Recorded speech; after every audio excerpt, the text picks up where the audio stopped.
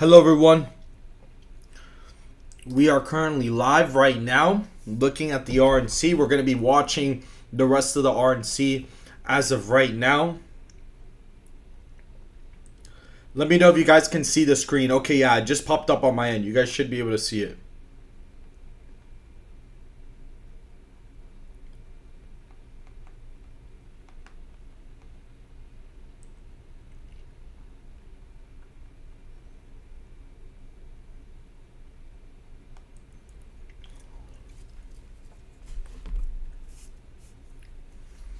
Alright guys, I'm just making sure that everything is working.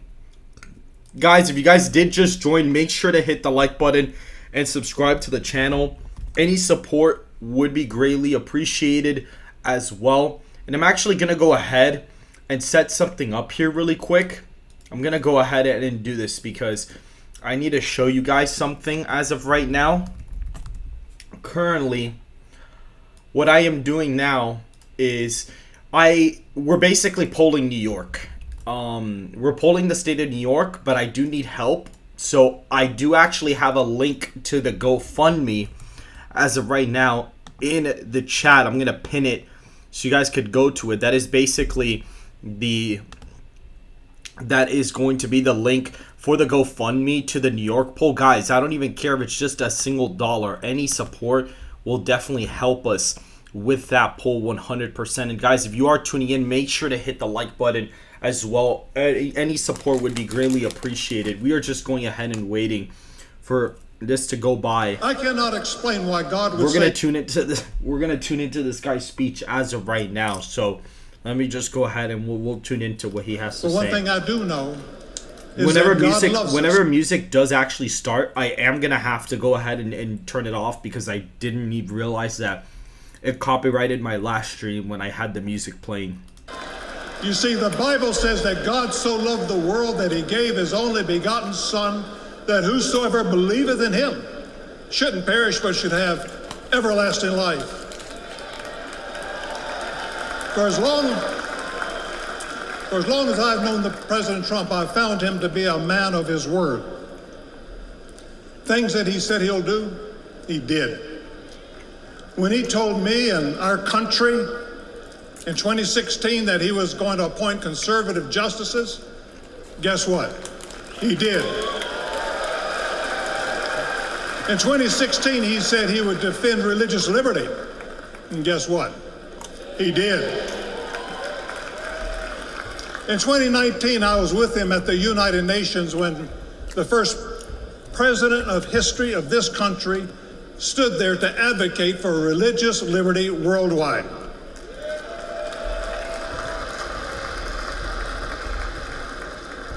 When American citizen and Pastor Andrew Brunson was being held in a Turkish jail on false accusations, President Trump demanded that he be released. And he applied economic pressure and sanctions until they did that. I'm grateful and thankful for what he did as the 45th president of the United States. And I know that as the 47th president, he will keep his word to the American people to make America great once again.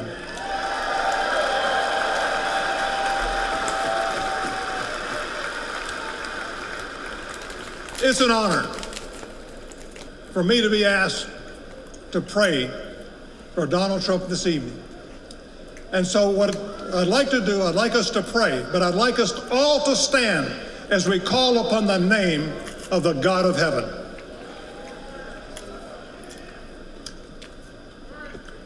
Our Heavenly Father, we come before you this evening with grateful hearts. Thank you for saving the life of President Donald J. Trump. In his own words, it was you and you alone who saved him. We pray for the others that were injured on Saturday, for the family who lost their loved one. Put your loving arms around them. Comfort them, and may they sense your presence. We stand before you tonight. We say thank you for the provisions you have given to the United States of America. You have blessed this country more than any country in the world. Sadly, as a nation, we have forgotten who is responsible for all the freedoms, the liberties, and the bounty that we enjoy. It has all come for you. Thank you. This evening, our nation is in trouble. We're divided politically, racially, economically, with millions of people seeking refuge and hope in our dry and thirsty land. You're the only one who can fix the complexity of the problems that we face today. We pray for President Trump, that you would give him wisdom, strength, and a clear vision for the future of this nation and the task that is at hand. Continue to protect him from his enemies. I pray that you would surround him with men and women who will give him sound counsel and guidance. We pray for Melania, for Barron, and for all the President Trump's children and grandchildren. We pray for Senator J.D. Vance, his wife Ulsa, along with their young family. We're thankful for his strong stand for defending life. As your word instructs, we also pray for the leaders of our nation, whether they're Republican, Democrat, or Independent. We know that all authority comes from you. You are a great God, and we ask that if it be thy will that you will make America great once again. And we ask that you'll unite our hearts, bring us together, one nation under God, indivisible, with liberty and justice for all. And we pray this in the mighty name of my Lord and Savior, Jesus Christ, the King of Kings and the Lord of Lords. Amen.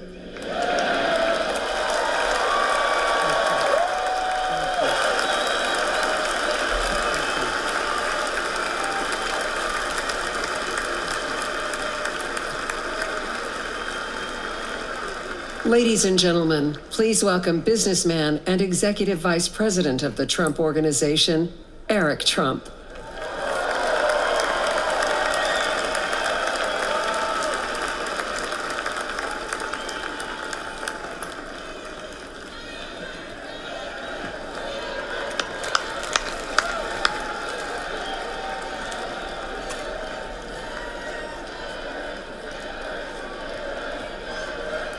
Good evening, America.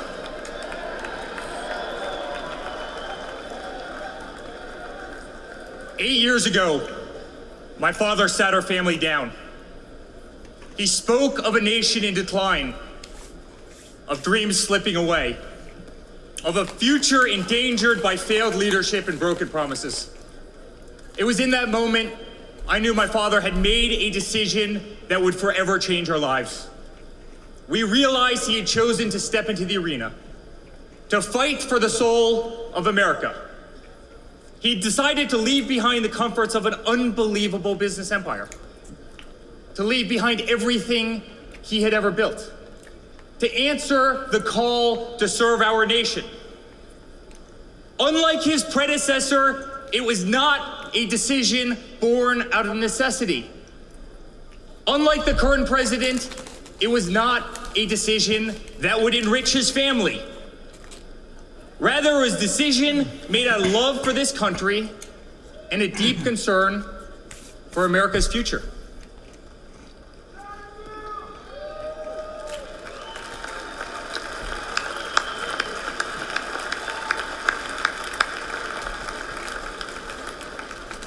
My father was clear it would not be easy, that there would be a huge price to pay, and that the attacks would be vicious. Looking back, that was an understatement. The made-up Russia hoax, the sham impeachments, the efforts to destroy an unbelievable company, a company that I run today, the efforts to cancel us, to silence him, to gag his free speech, and to drag him through every radical left courthouse in America, to take his life. Yet through it all, he's shown unwavering courage and determination, not just in public, but in every private conversation with me and our family.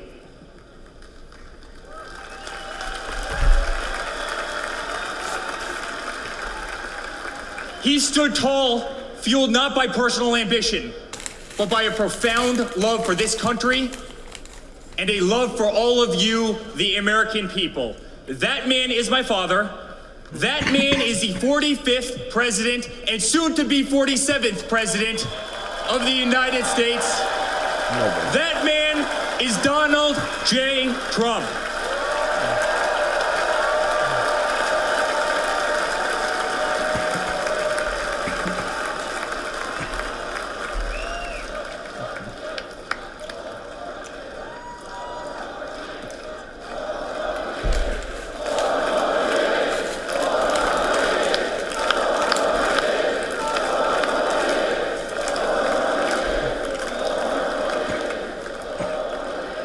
Each time I've stood on this stage, America has been at a dire crossroads. In 2016, many people began to doubt the promise of America. Our economy was struggling, jobs were scarce, our standing on the world stage was weak at best. Veterans were forgotten, our military was in shambles, our educational system was broken, ranked 30th in the world. He could no longer tolerate an inept administration that handed $150 billion to Iran, a country that chants death to America, or witness a continued attacks on our Constitution and our religious liberty, or see the disrespect shown to our unbelievable law enforcement officers who are being disarmed, defunded, and persecuted each and every day.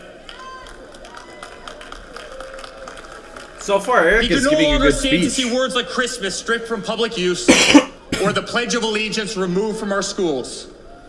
But my father saw potential where others saw despair. Donald Trump built the New York City skyline. He did so during a time when businesses were turning away from the city he loved. Crime was rampant. The streets were dirty, but he had the Midas touch, and he turned those streets and neighborhoods into gold. He faced every challenge with tremendous vision and grit. As he did during the 2016 election, he rolled up his sleeves. He remained unapologetic. He did not care to be politically correct.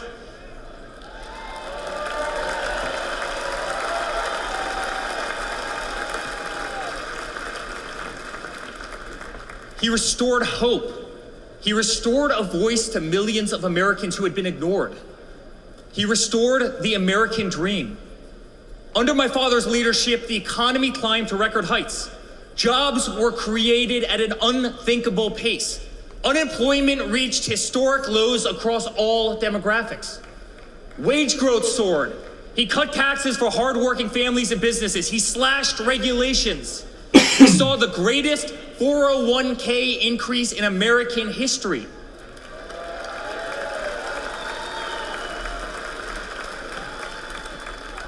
People bought their first homes in an environment that saw 2 to 3% interest rates. They started their families. My father made the United States energy independent with the lowest gas prices in decades.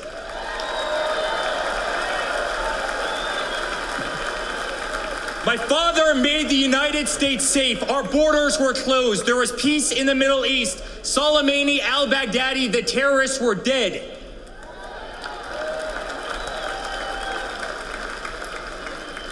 My father made the United States respected again, with the courage to walk into countries like North Korea, with the courage to impose tariffs on China, and with the courage to tear up trade deals that cost Americans their jobs.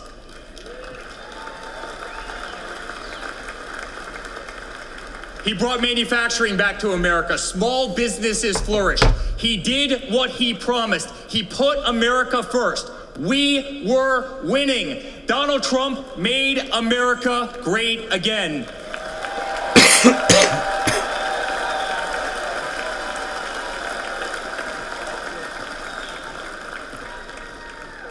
But he also created a movement that threatened the special interests in the political elites. A movement that cast a bright light on the institutions weaponized against the American people. You see it in our schools. God bless the moms who fought back.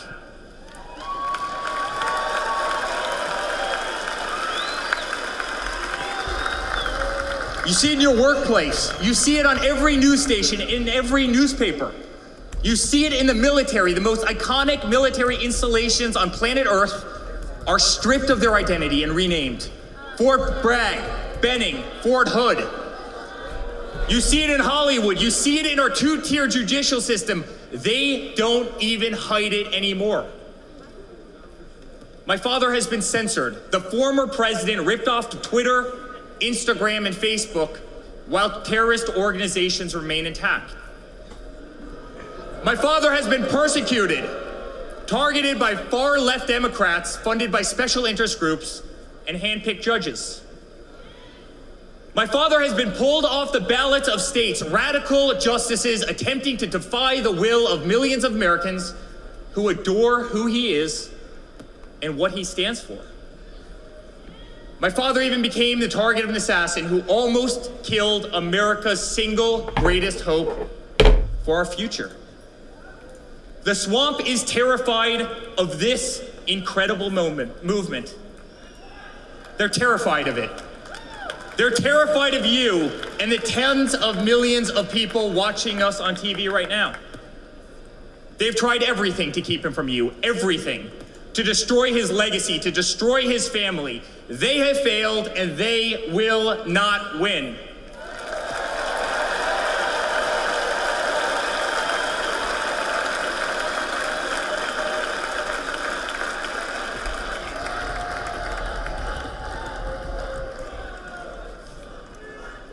I love my Florida delegation right here.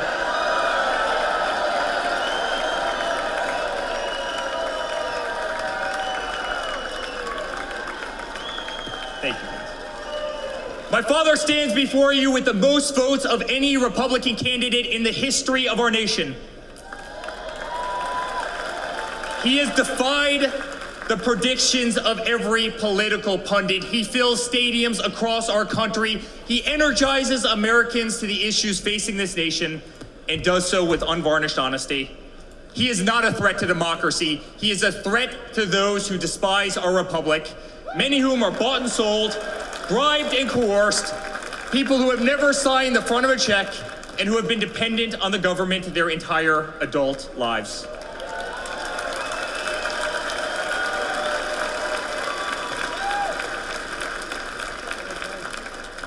Today, as it was in 2016, America's at that crossroads again. Energy prices are soaring, interest rates are crippling, everything is unaffordable. The US dollar has been diminished, inflation has made it impossible for Americans to live, to save for their future. Our infrastructure is crumbling, our border is out of control. Millions are dead and displaced in Russia and Ukraine, a war that has no end and a war that we are funding. The Middle East has become a hornet's nest. Our greatest ally, Israel, totally under siege. Fentanyl is killing our youth and destroying families, while the current administration stands idly by, hoping their inaction will import illegal votes. Crime terrorizes our cities and our suburbs as far-left policies handcuff police. Male athletes, guys my height, 6'5", are swimming in women's sports.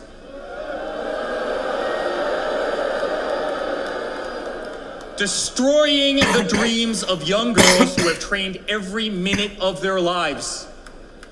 We no longer trust our elections, we no longer trust our judicial system, and we no longer believe that our government is working in our best interest.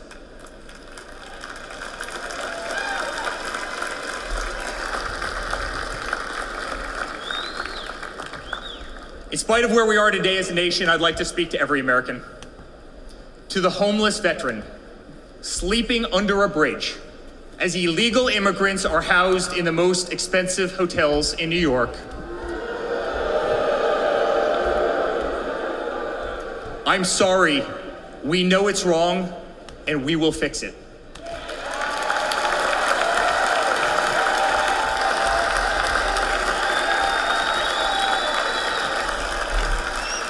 To the single mother who can no longer afford her rent, afford groceries, and has been forced to work 3 jobs. I'm sorry, it does not have to be this way. To the parents who lost a son or daughter to fentanyl, including the incredible woman that spoke the other night, while an administration does absolutely nothing. I'm sorry. Your government can do so much better, and it will.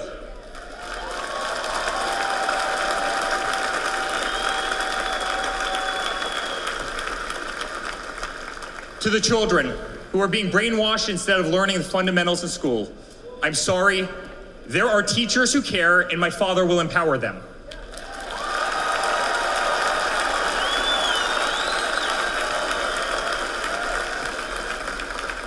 To the law enforcement officers, our brave Border Patrol, Secret Service agents who work every single day to protect our communities, knowing damn well that the system will throw you under the bus, I'm sorry.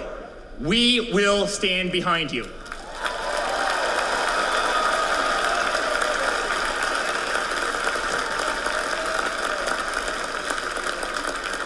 To commuters often petrified to take a bus, take a train, or walk the streets in cities across our nation, I'm sorry. That man right there will fix this.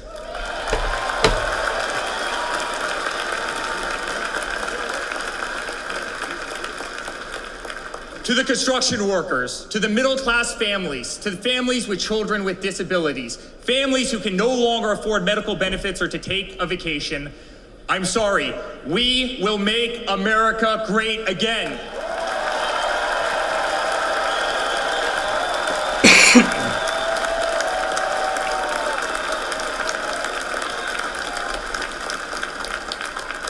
And to my father, who has been ruthlessly silenced, slandered, and attacked by a corrupt administration, I'm sorry.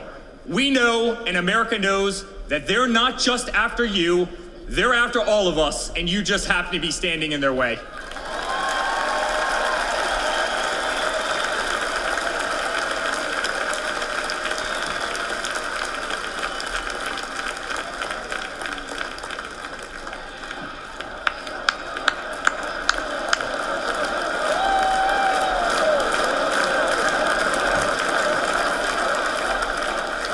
To all Americans watching tonight, the greatest retribution will be our success.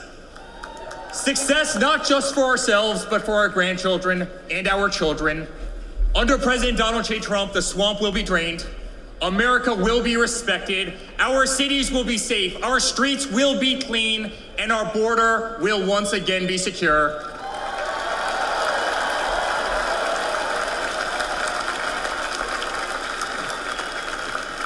We will have peace. We will have prosperity. Your hard-earned tax dollars will enrich a better America, not be squandered in corrupt foreign nations. Education will be handed back to the states. We will no longer be 30th in the world. We will be first.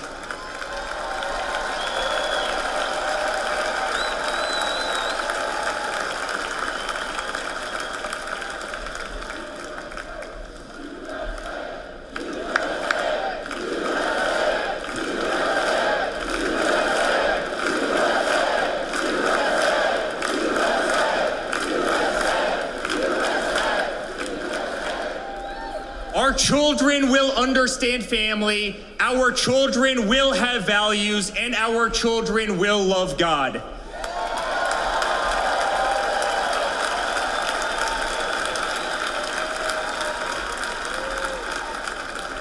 Our country will prioritize free speech, respect freedom of religion, and honor our Constitution.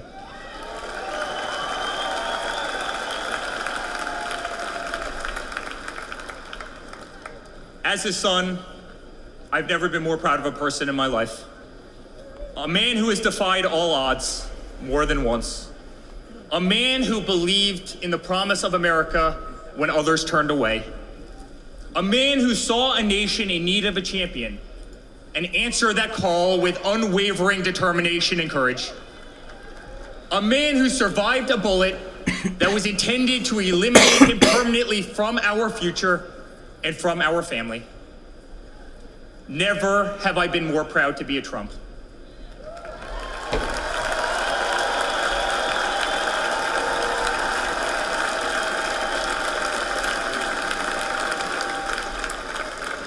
Never have I been more proud to stand by my father's side.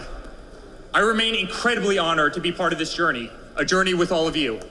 a journey to save the greatest country on earth, a journey with the most incredible people I have ever met.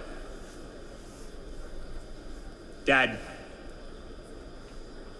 5 days ago, Laura, Luke, Carolina, and I held our breath as we saw blood pour across your face.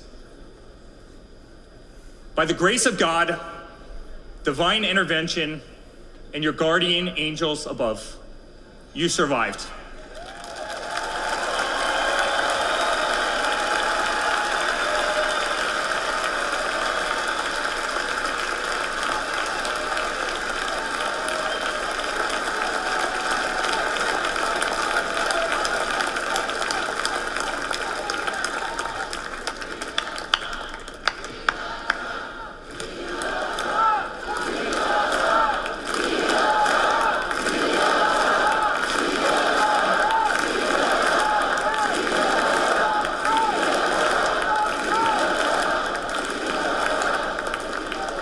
You are the greatest fighter I have ever seen. You are strong, you are full of life, and you are unapologetic. Your optimism is contagious. Your backbone is unbreakable. Your conviction to fight for what is right and against all that is wrong is truly next level.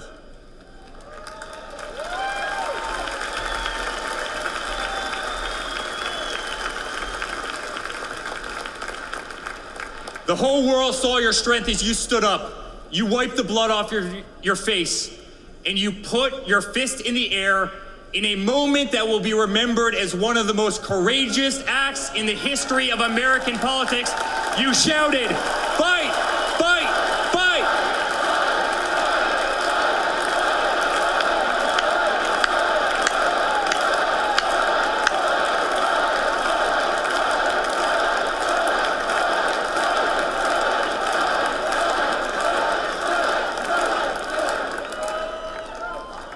I'm honored to be your son. I'm honored to speak to our great nation tonight. You are a true leader. You epitomize strength. Our country loves you. Our country appreciates you. Our country misses you. And on November 5th, our country will re-elect you as the 47th President of the United States of America. Good night, Milwaukee. God bless you all.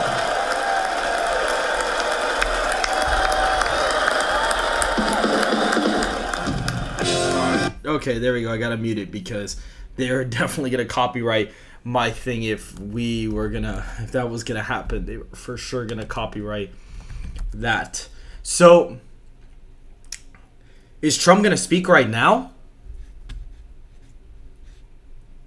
They started playing music, so I don't know if they're going to speak right now. No, Trump has not talked yet. I'm almost 100% certain he has not talked. He has not talked yet as of right now. He should be speaking pretty soon, though. I believe he's going to be speaking pretty soon as of right now. So we'll see what happens. But yeah, I had to mute it because they would definitely copyright my thing if that's the case. Guys, please go ahead and you guys, if you guys can chip in, we are polling the state of New York as of right now. The poll is currently being conducted, but we do need help fundraising. So if you guys would be able to do that, I would be greatly appreciative. If any of you guys can at least chip in just a tiny bit, I would greatly appreciate that. But either way, let's get back to the Twitter feed because just a couple things to kind of point out here. Number one, Trafalgar, which is a pollster that got the 2022 midterms wrong, but in 2020 they were actually somewhat accurate about that. It's pretty. Oh, okay, this is funny. The difference is clear. Who sat on you? Okay, that's actually pretty funny. Damn, I didn't think about that, but that is actually pretty funny. I'm not gonna lie. Why would you tweet this? What are you gonna do with Donald Trump and all his Trump maniacs, bro?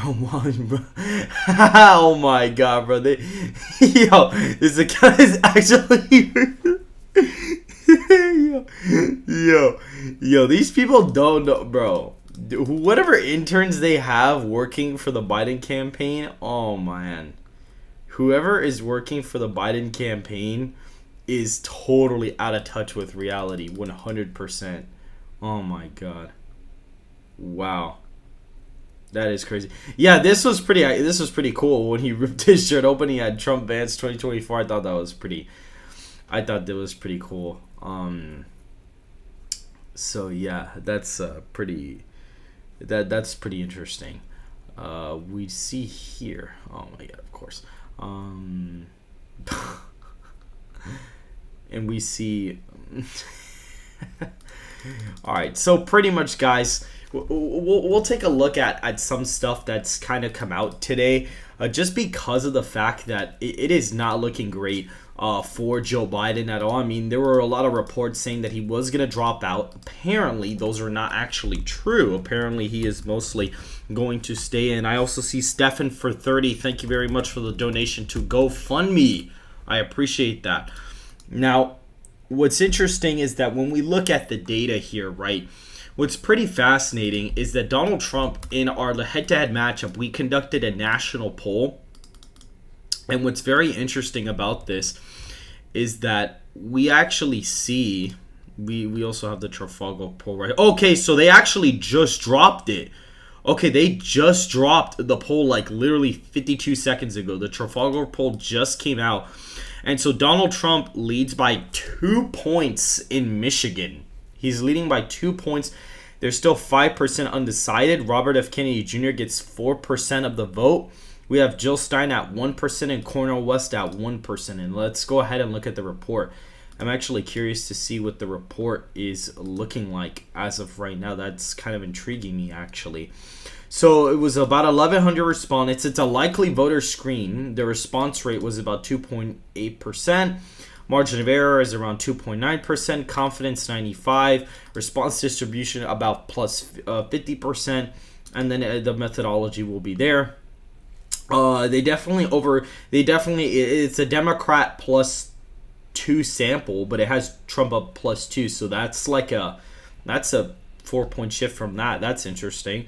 Age participation, we see 45 to 64 and 65 plus are a heavy part of the electorate there.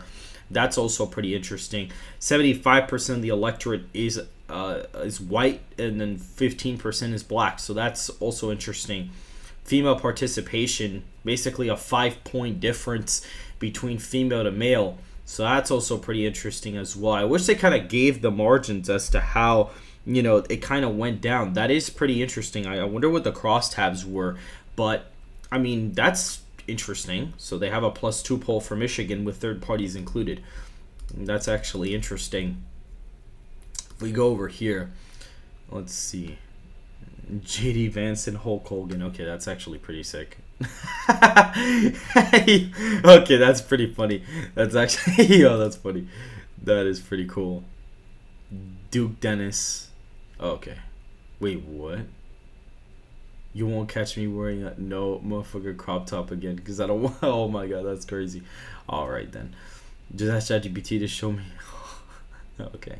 That's funny. Okay, but just to get back to the actual news, guys, just to let you guys know, a lot of those reports were not exactly, what they were. They were coming from an unvetted source, essentially. Okay, apparently Melania. Okay, Melania's there now. Melania is down there at the RNC, guys. So Melania has officially arrived at the RNC, and Trump is not at his seat anymore. So I think he's going to start getting ready to get up there pretty soon. So we might be tuning in for the RNC speech pretty soon. Oh, okay. I think he's about to speak now. So we're actually going to, let's see if they're playing copyrighted music. This is a story as uniquely American as the ideals and freedoms we all cherish. A story of a life dedicated to dreaming big. A story about giving back to the people in his beloved city. But most of all, this is a story about putting his country first. And it's a story best told in pictures. Young and confident, Donald Trump wasn't afraid to think big and build even bigger. And he left his mark on the New York skyline that greeted visitors from around the world. But he wasn't just an American entrepreneur. He became a folk hero. Celebrities and sports stars wanted to be seen with him. Politicians sought his approval. And New Yorkers just loved him. And he loved them back. And he gave back. Just one example. Saving the Woolman skating rink. The Woolman skating rink in Central Park is open again. The city spent nearly 6 years and $12 million trying to fix it. And then to the rescue, developer Donald Trump. As Tracy Egan tells us now, he accomplished in 3.5 months what the city couldn't do in 6 years. Donald, you performed a great public service. There was no denying that Donald Trump was the toast of the town. But he was also something even more important, a patriotic American. And like many others, he was becoming increasingly troubled by the direction of our country. Because I really am tired of seeing what's happening with this country, how we're really making other people live like kings, and we're not. You've said, though, that if you did run for president, you believe you'd win. Well, I don't know. I think I'd win. I tell you what, I wouldn't go in to lose. I've never gone in to lose in my life. And if I did decide to do it, I think I'd be inclined. I would say that I would have a hell of a chance of winning, because I think people, I don't know how your audience feels, but I think people are tired of seeing the United States ripped off. But who would ever run for president and leave such a glamorous life? Appearances in movies, best-selling books, a widely popular TV show. But for Donald J. Trump, the calling to save his country was even stronger. The mission, more important. The number of Americans being left behind, too large. And so, in Donald Trump fashion, he announced he was running for president, in it to win. And he did.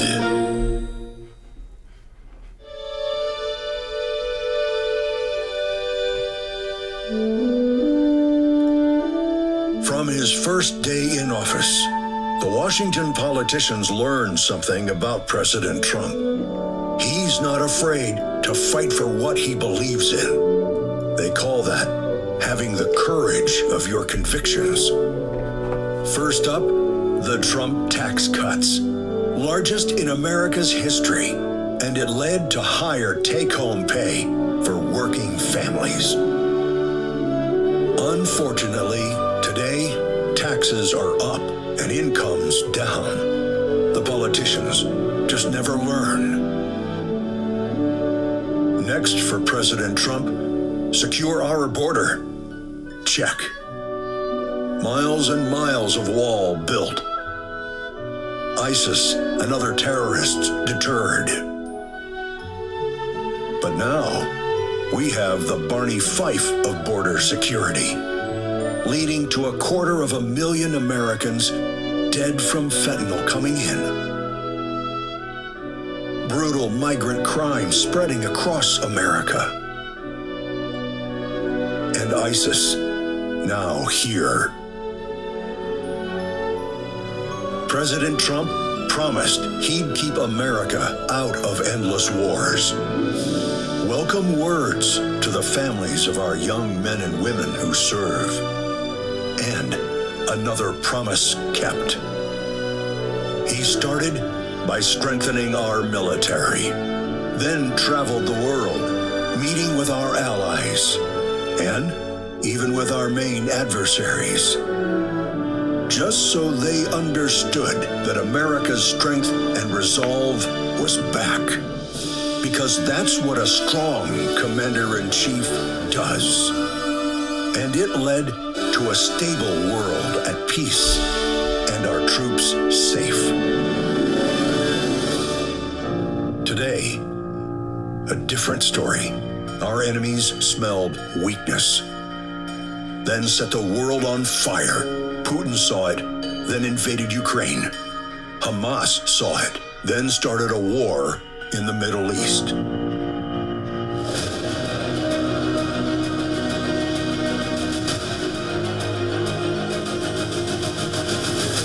There's one more thing we've learned about President Trump. He believes so strongly in America, so optimistic for our possibilities, and so committed to fighting to once again make our country great, that there is nothing that is going to stop him.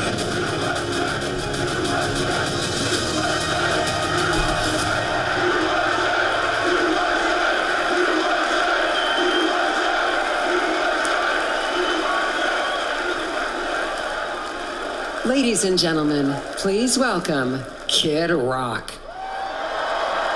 Okay. Hopefully they don't play music right now. Oh, okay, hold on. Yeah, no, I don't want to get copyrighted. Hold on. I think I might be good, actually. Let me see. Now follow me!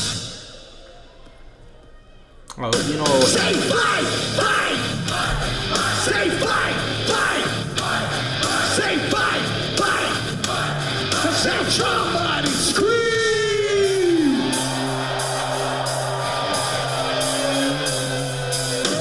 The devil without a cause. I'm back with the beaver hats and Ben Davis slacks. 30-pack of stroll, straight rock and roll. No Rogaine in the propane flow. The chosen one, I'm the living proof. With the gift of gab from the city of truth. You know I jab, stab, and knock critics back. And I did not start a win. I said that I'm going platinum, selling rhymes. I went platinum 7 times. Still they ill and wanna see us fry. I guess because only God knows why.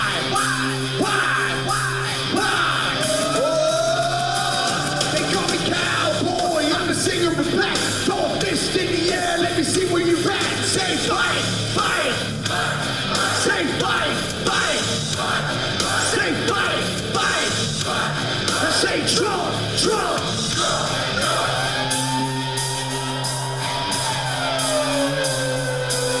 I like ACDC and ZZ Top. We'll see this beasties and the kings of rock. Skinner, Seeger, Lip, Corn, the Stones. David Attenco and No-Show Jones. Yeah! Pass that bottle around. Got the rock from Detroit, the soul from Motown. The underground, straight Detroit pimp. With tracks to Mac and slap back to back. Never gain no pain, I don't play with ass. Well, watch me rock with Liberace Flash. Punk rock the Clash, boy bands are trash. I like Johnny Cash and Grandmaster Flash. Flash, Flash, Flash, Flash. Oh, they call me cowboy. I'm the singer of black. Throw a fist in the air. Let me see where you're at. Say fight, fight. Say fight, fight. Say fight, fight. Say Trump, Trump.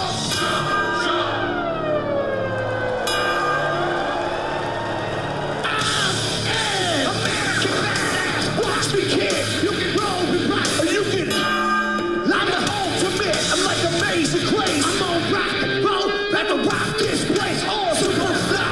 Living double wide. Psychon the fly. So big John can ride. They'll shack to share. Bringing flash to flare. And long hair swinging middle finger in the air.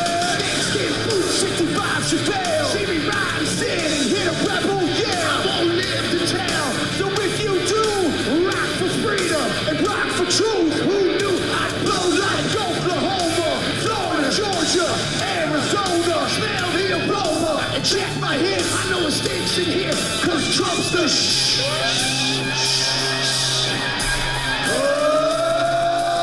They call me cowboy, I'm a singer of black. Throw a fist in the air, let me see where you're at. Say Trump, Trump. Say Trump, Trump. Say Trump, Trump. Say Trump, Trump. I can hear you louder than that. One more time. I'm a cowboy, badass and black. You singing Trump, Trump. From side to side, from front to back. Come on, Trump, Trump. I put Detroit City back on the map. We singing Trump, Trump.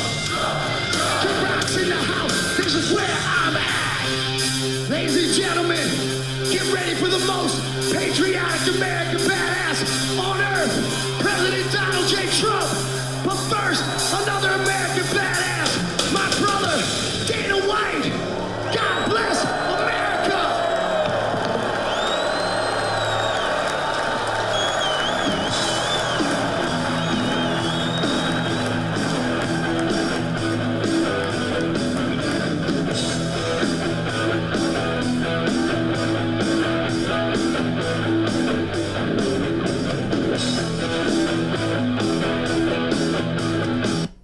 Alright, so yeah, they are playing like other music now. And I think Trump's probably going to speak at around 10:30-ish or so.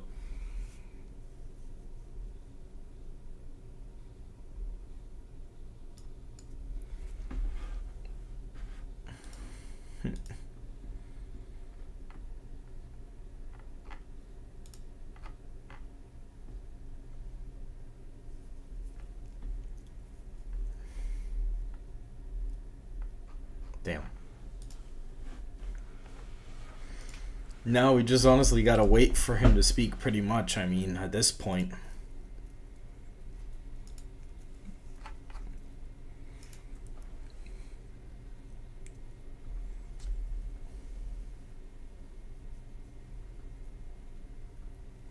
I think he... Oh, someone's coming out. Oh, Dana White. Alright, let's listen up, guys. I want to hear this. Oh boy, here we go. Good evening, ladies and gentlemen. I am Dana White. I am the CEO and president of the Ultimate Fighting Championship. So 2 weeks ago, I got a call from President Trump asking me if I'd be willing to speak tonight. As usual, there was no pressure, no demands.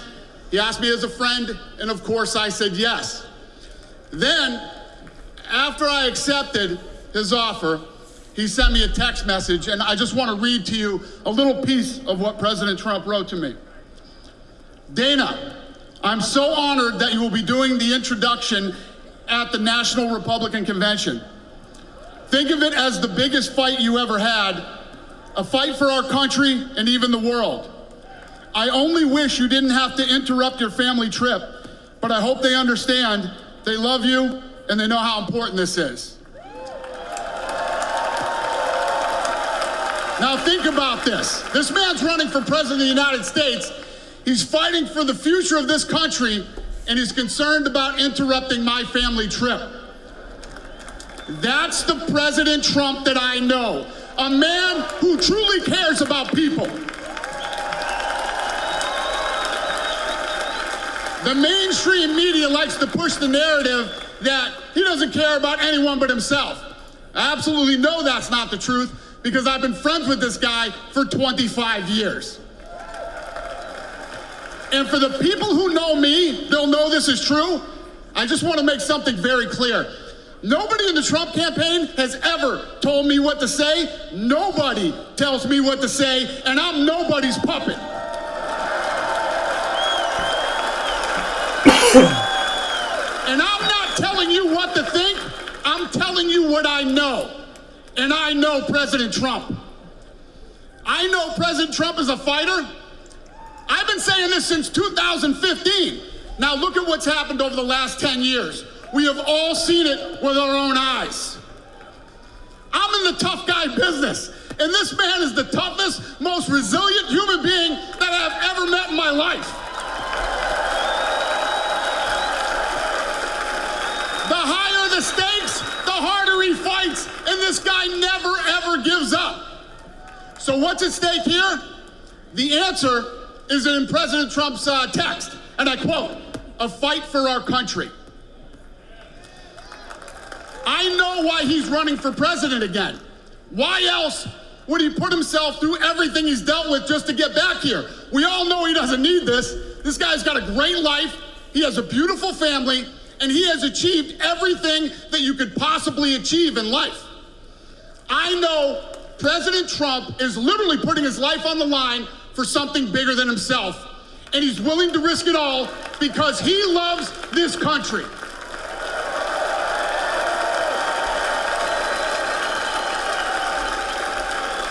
And I know he wants what's best for the American people, all American people.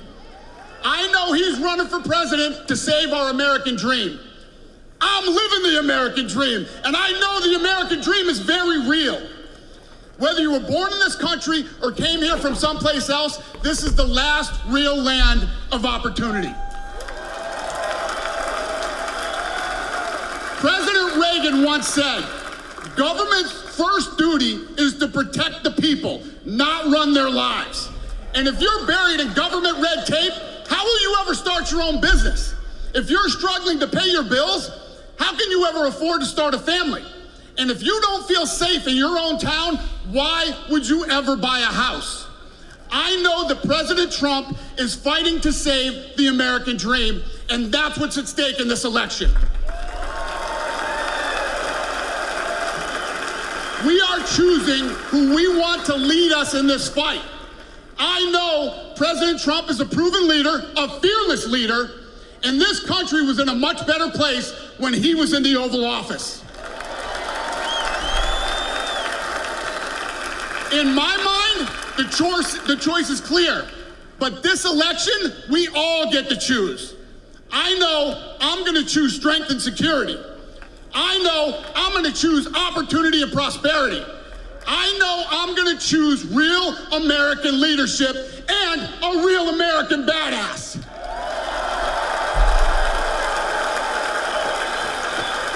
Not gonna lie, guys. And I'm not telling you what I'm gonna be so for real. And I'm not telling you what to think. I'm telling you what I know. I know America. I honestly have a hot take. I actually think that Dana White is probably really the only proper replacement besides JD Vance for the MAGA movement, to be honest with you. I think he's actually the only one who could actually take on the mantle for Trump. It is my honor to introduce the 45th and soon to be Here we go, guys. President of the United States, Donald J. Here we go.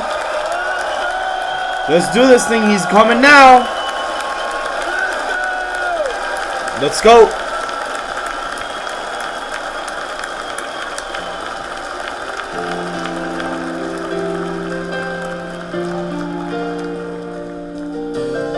Alright, guys.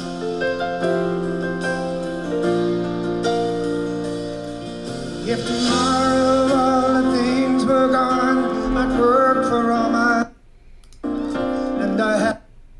It copyrighted me on the stream. Just to let you know, guys.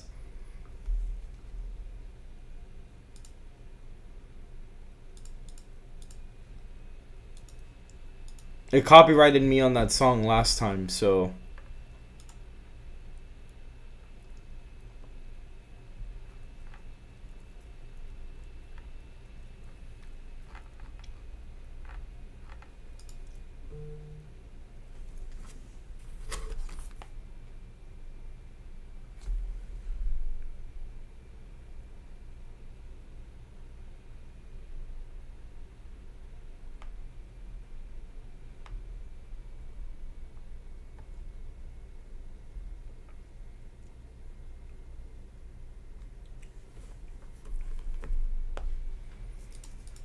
Alright, guys, here we go.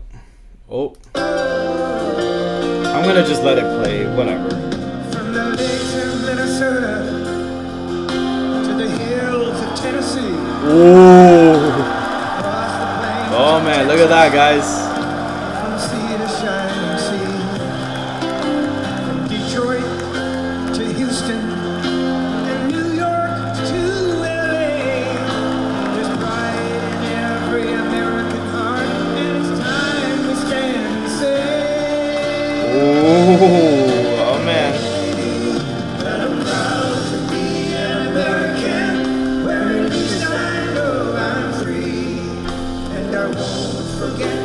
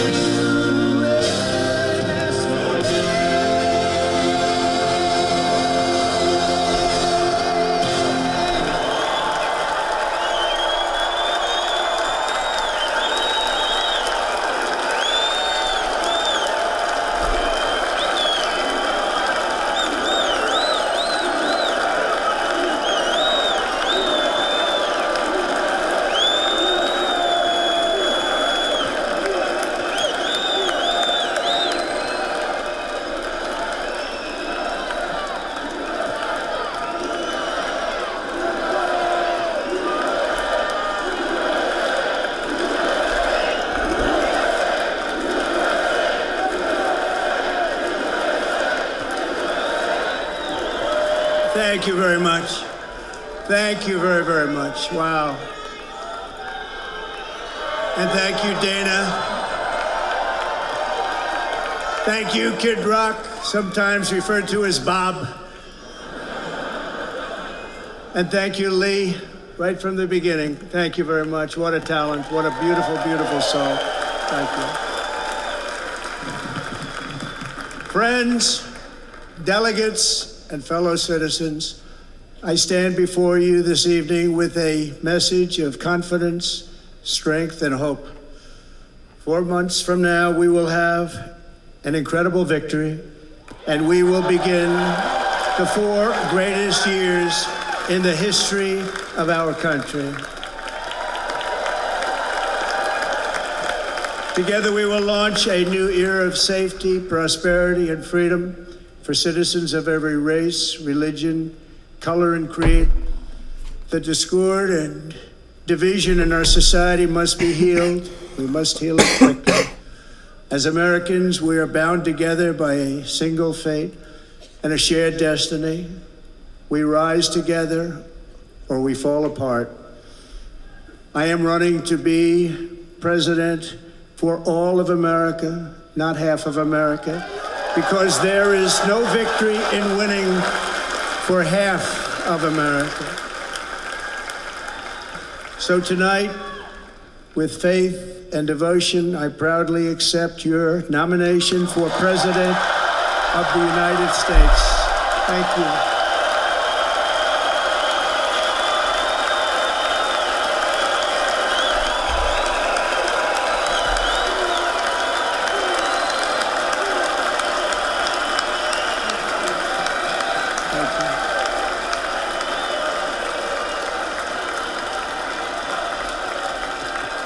Thank you very much.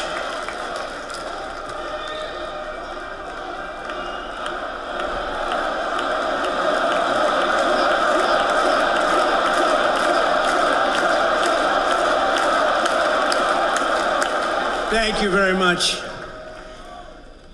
And we will do it right. We're going to do it right.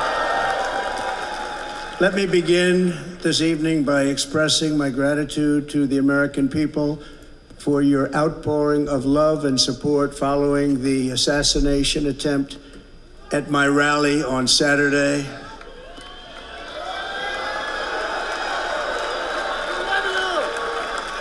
As you already know, the assassin's bullet came within a quarter of an inch of taking my life. So many people have asked me, what happened?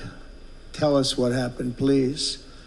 And therefore, I will tell you exactly what happened, and you'll never hear it from me a second time because it's actually too painful to tell. It was a warm, beautiful day in the early evening in Butler Township in the great Commonwealth of Pennsylvania. Music was loudly playing, and the campaign was doing really well. I went to the stage and the crowd was cheering wildly. Everybody was happy. I began speaking very strongly, powerfully, and happily because I was discussing the great job my administration did on immigration at the southern border. We were very proud of it.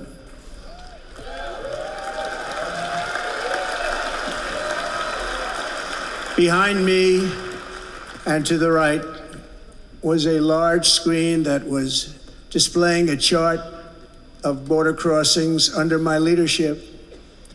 The numbers were absolutely amazing. In order to see the chart, I started to, like this, turn to my right and was ready to begin a little bit further turn, which I'm very lucky I didn't do, when I heard a loud whizzing sound and felt something hit me really, really hard on my right ear. I said to myself, wow, what was that? It can only be a bullet. and moved my right hand to my ear, brought it down. My hand was covered with blood, just absolutely blood all over the place. I immediately knew it was very serious, that we were under attack, and in one movement proceeded to drop to the ground. Bullets were continuing to fly as very brave Secret Service agents rushed to the stage, and they really did. They rushed to the stage.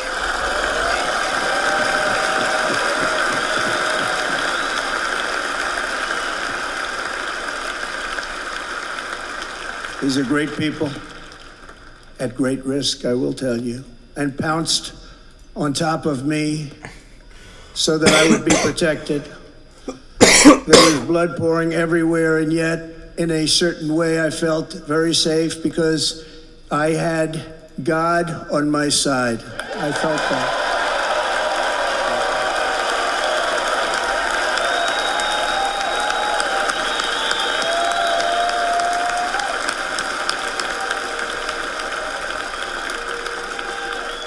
The amazing thing is that prior to the shot, if I had not moved my head at that very last instant, the assassin's bullet would have perfectly hit its mark, and I would not be here tonight. We would not be together. The most incredible aspect of what took place on that terrible evening in the fading sun was actually seen later. In almost all cases, as you probably know, and when even a single bullet is fired, just a single bullet, and we had many bullets that were being fired, crowds run for the exits or stampede, but not in this case. It's very unusual.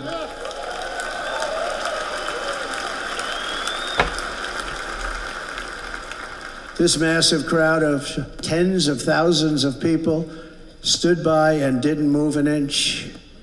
In fact, many of them bravely, but automatically stood up looking for where the sniper would be. They knew immediately it was a sniper, and then began pointing at him. You can see that if you look at the group behind me. That was just a small group compared to what was in front.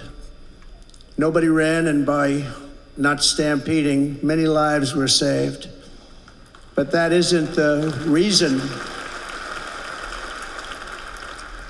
that they didn't move. The reason is that they knew I was in very serious trouble. They saw it. They saw me go down. They saw the blood and thought, actually most did, that I was dead. They knew it was a shot to the head. They saw the blood. And there's an interesting statistic. The ears are the bloodiest part. If something happens with the ears, they bleed more than any other part of the body. For whatever reason, the doctors told me that. I said, why is there so much blood? He said, it's the ears. They bleed more. So we learned something, but they just, this beautiful crowd, they didn't want to leave me. They knew I was in trouble. They didn't want to leave me. And you can see that love written all over their faces. Incredible people. They're incredible people. Bullets were flying over us, yet I felt serene. But now the Secret Service agents were putting themselves in peril. They were in very dangerous territory. Bullets were flying right over them, missing them by a very small amount of inches. And then it all stopped. Our Secret Service sniper, from a much greater distance, and with only one bullet used, took the assassin's life, took him out.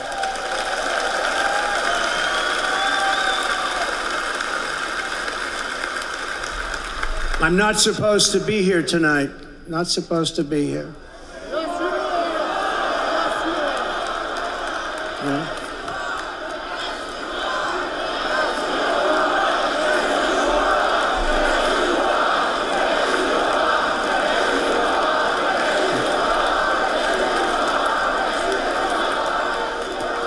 Thank you. But I'm not. And I'll tell you, I stand before you in this arena only by the grace of Almighty God.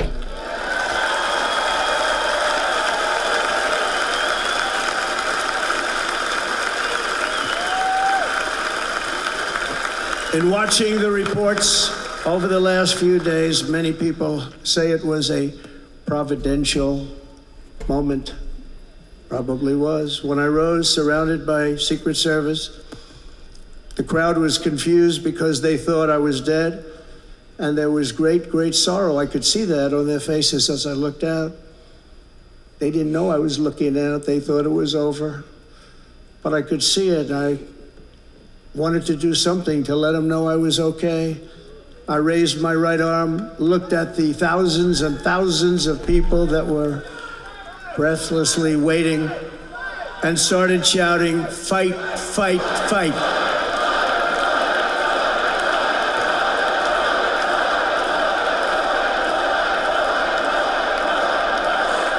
Thank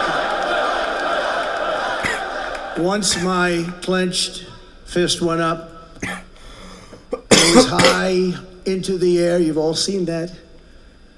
The crowd realized I was okay and roared with pride for our country like no crowd I have ever heard before. Never heard anything like it. For the rest of my life, I will be grateful for the love shown by that giant audience of patriots that stood bravely on that fateful evening in Pennsylvania. Tragically, the shooter claimed the life of one of our fellow Americans, Corey, comparator, unbelievable person, everybody tells me. Unbelievable. And seriously wounded, two other great warriors, spoke to them today, David Dutch and James Copenhaver, two great people. I also spoke to all three families of these tremendous people. Our love and prayers are with them and always will be. We're never going to forget them. They came for a great rally. They were serious Trumpsters, I want to tell you. They were serious Trumpsters and still are. But Corey, unfortunately, we have to use the past tense. He was incredible. He was a highly respected former fire chief, respected by everybody. Was accompanied by his wife, Helen, incredible woman. I spoke to her today, devastated, and two precious daughters. He lost his life selflessly acting as a human shield to protect them from flying bullets. He went right over the top of them and was hit. What a fine man he was.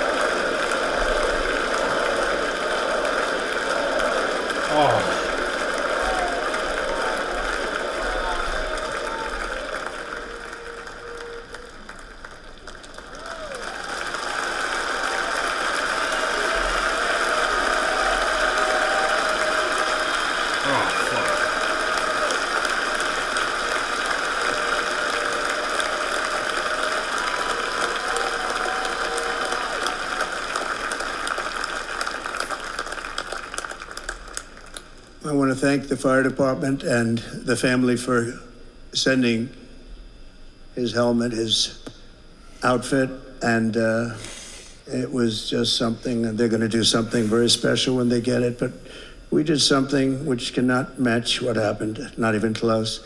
But I am very proud to say that over the past few days, we've raised $6.3 million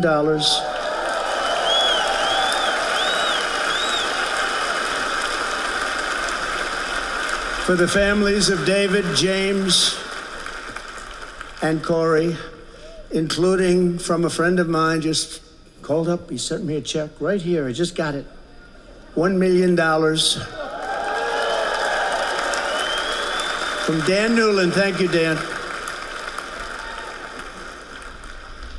And again, when speaking to the family, I told them, I said, well, I'm going to be sending you a lot of money, but it can't compensate. They all said the same thing. You're right, sir. We appreciate so much what you're doing, but nothing can take the place in the case of Corey and the other two. By the way, they were very, very seriously injured, but now they're doing very well. They're going to be okay. They're going to be doing very well.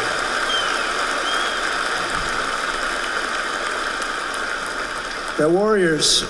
So now I ask that we observe a moment of silence in honor of our friend Corey.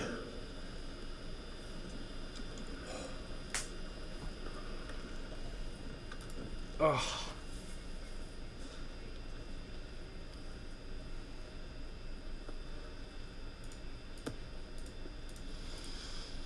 There is no greater love than to lay down one's life for others. This is the spirit that forged America in her darkest hours, and this is the love that will lead America back to the summit of human achievement and greatness. This is what we need. Despite such a heinous attack, we unite this evening more determined than ever. I am more determined than ever, and so are you. So is everybody in this room.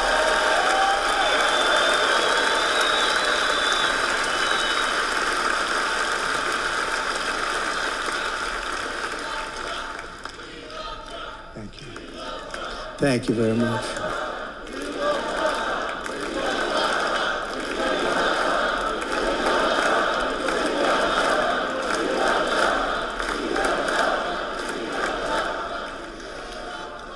Our resolve is unbroken and our purpose is unchanged to deliver a government that serves the American people better than ever before.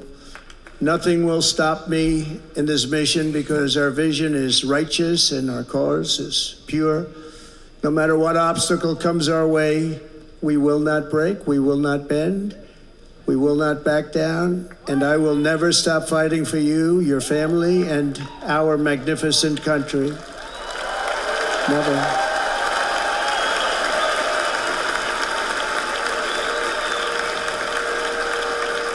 And everything I have to give with all of the energy and fight in my heart and soul, I pledge to our nation tonight. Thank you very much. I pledge that to our nation. We're going to turn our nation around, and we're going to do it very quickly. Thank you.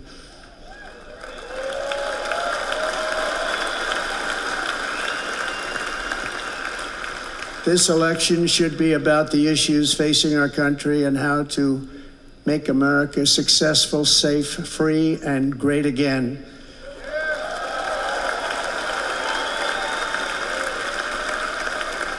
In an age when our politics too often divide us, now is the time to remember that we are all fellow citizens. We are one nation under God, indivisible, with liberty and justice for all.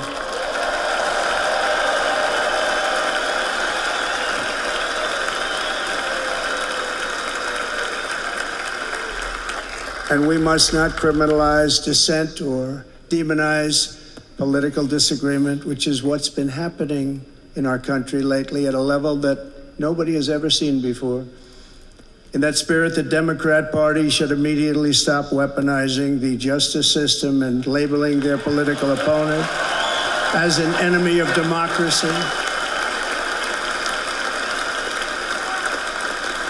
Especially since that is not true. In fact, I am the one saving democracy for the people of our country.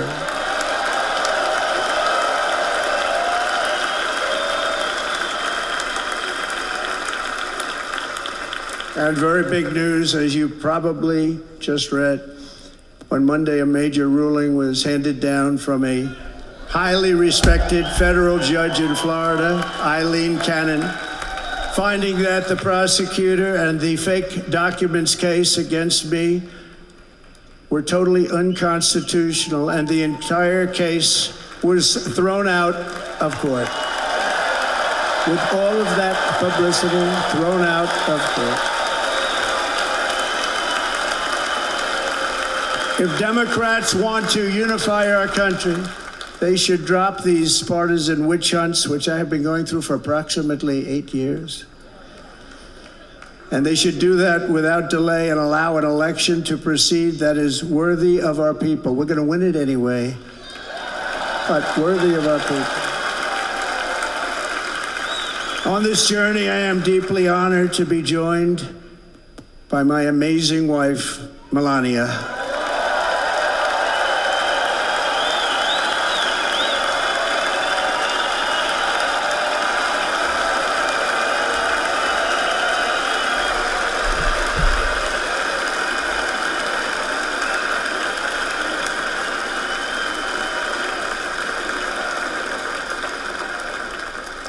And Melania, thank you very much. You also did something really beautiful, a letter to America calling for national unity, and it really took the Republican Party by surprise. I will tell you, it was beautiful. In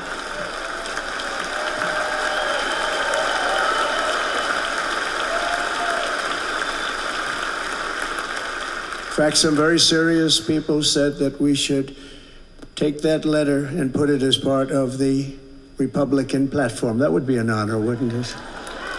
Right, Mr. Congressman? But it captivated so many, so I also want to thank my entire family for being here. Don, Kimberly, Ivanka and Jared, Eric and Lara, Tiffany and Michael, Barron. We love our Barron.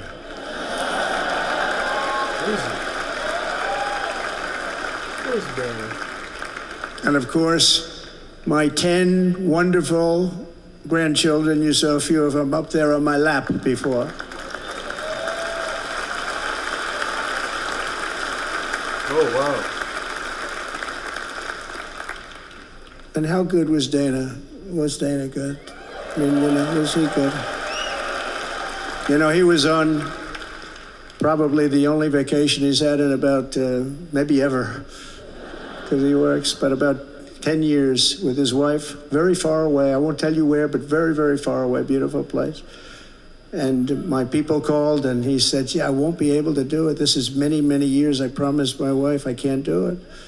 And they came in, they said, Dana won't be able to do it because he was my first, second, and third choice. I said, well, that's too bad, but I understand he's away and it's good. It's good for him. And that was it. About 30 minutes later, she came back in, sir, Dana just called, he's going to do it. And his wife, she said, you can't turn him down, you just can't do it, you have to go. That's a good wife.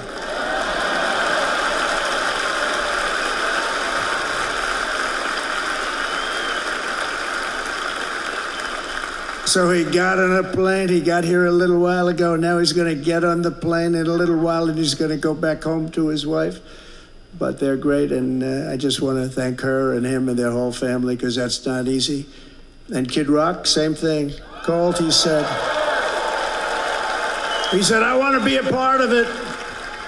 I want to be a part, because, Kid does his great song, Big, Big Monster song. I had no idea. He became a friend of mine over the last 10 years. And he's amazing. Everyone loves him. I didn't even know how big he was. He has rallies. 35, 40,000 people he gets every time he goes out. I think he's making so much money, he doesn't know what the hell to do with it. You want to know? And then we have my other friend, and I've known him so long, and we took that song, and it was a big success, but we made that. I saw a chart of great songs to America. That was #1 on the chart recently, #1, so... That's Lee Greenwood, a very special, beautiful person. He's a beautiful man. But they all wanted to be here. They called, and how about the Hulkster? How good was he? Is he up? Where is he? Boy, oh boy.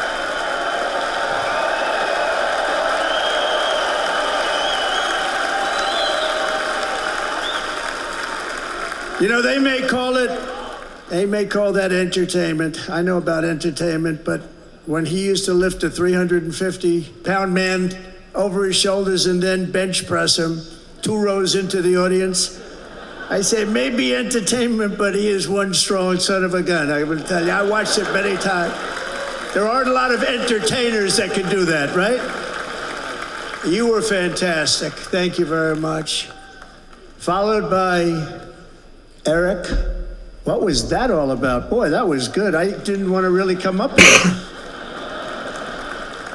But he was so great, and he's such a good young man. He went through a lot of trouble, and Don last night was incredible. They went through so much trouble. They got subpoenaed more than any people probably in the history of the United States. Every week they get another subpoena from the Democrats, crazy Nancy Pelosi, the whole thing, just boom, boom, boom.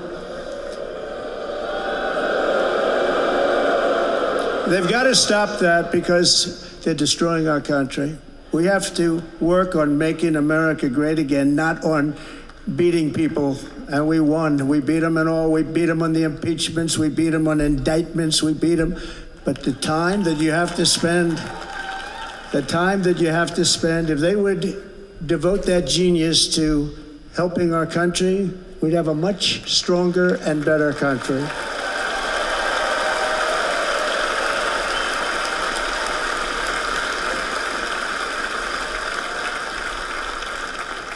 And Jason, the biggest star in country music. Jason, thank you for being here. Jason, thank you very much. Jason Aldean, he's good. I like his wife even better, by the way. She's here. Thank you, Jason. But I'm thrilled to have a new friend and partner fighting by my side. The next Vice President of the United States, the current Senator from Ohio, J.D. Vance, and his incredible wife, Usha.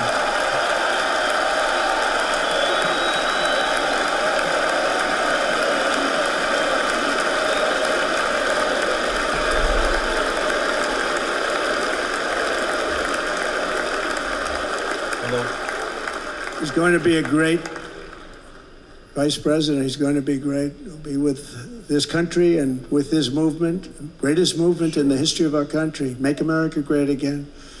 When they criticize it, they say, we're going to try and stop MAGA. I said, MAGA is Make America Great Again. What are you going to stop? There's nothing to stop. Then they say, oh, that's right. It's very tough to fight it. And all of the people that did try and fight it have failed. But he's going to be with us for a long time, and it was an honor to select him. Great student at Yale. His wife was a great student at Yale. They met at Yale. These are two smart people. So, J.D., you're going to be doing this for a long time. Enjoy the ride.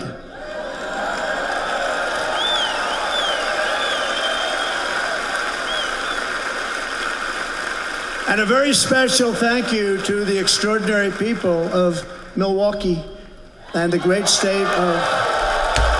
Oh, there they are. There they are. You are so easy to spot. And Green Bay's going to have a good team this year, right? They're going to have a good team. They're going to have a good team. Most of the audience doesn't like it, but it's true. You're going to have a very good team this year. And by the way, Wisconsin, we are spending over $250 million here, creating jobs and other economic development all over the place. So I hope you will remember this in November and give us your vote. I am trying to buy your vote. I'll be honest about that.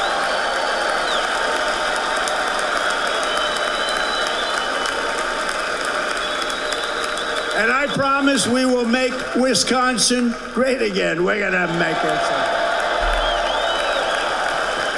Thank you, Mr. Governor. Thank you very much. Thank you. I'm here tonight to lay out a vision for the whole nation, to every citizen, whether you're a young or old man or woman, Democrat, Republican, or independent, black or white, Asian or Hispanic. I extend to you a hand of loyalty and of friendship. Together we will lead America to new heights of greatness like the world has never seen before. We were right there in the first term. We got hit with COVID. We did a great job. Nobody knew what it was, but nobody's ever seen an economy pre-COVID. And then we handed over a stock market that was substantially higher than just prior to COVID. Coming in, did a great job. Never got credit for that. We got credit for the war and defeating ISIS and so many things, the great economy, the biggest tax cuts ever, the biggest regulation cuts ever, the creation of Space Force, the rebuilding of our military. We did so much. We did so much. Right to try. Right to try is a big deal. We got right to try. They were trying to get that for 52 years. Somebody's terminally ill, and hopefully there's nobody in this audience, but it does happen a lot. They're terminally ill and they can't use our new space age drugs and other things that we are way ahead. We have the greatest doctors in the world, the greatest laboratories in the world, and you can't do it. They've been trying to get that approved for 52 years. Wasn't that easy? The insurance companies didn't want to do it. They didn't want the risk. The labs didn't want to do it because if it didn't work, people are pretty far down the line toward death. They didn't want to do it. The doctors didn't want to have it on their records, so I got everybody into an office. 52 years they tried. Sounds simple, but it's not.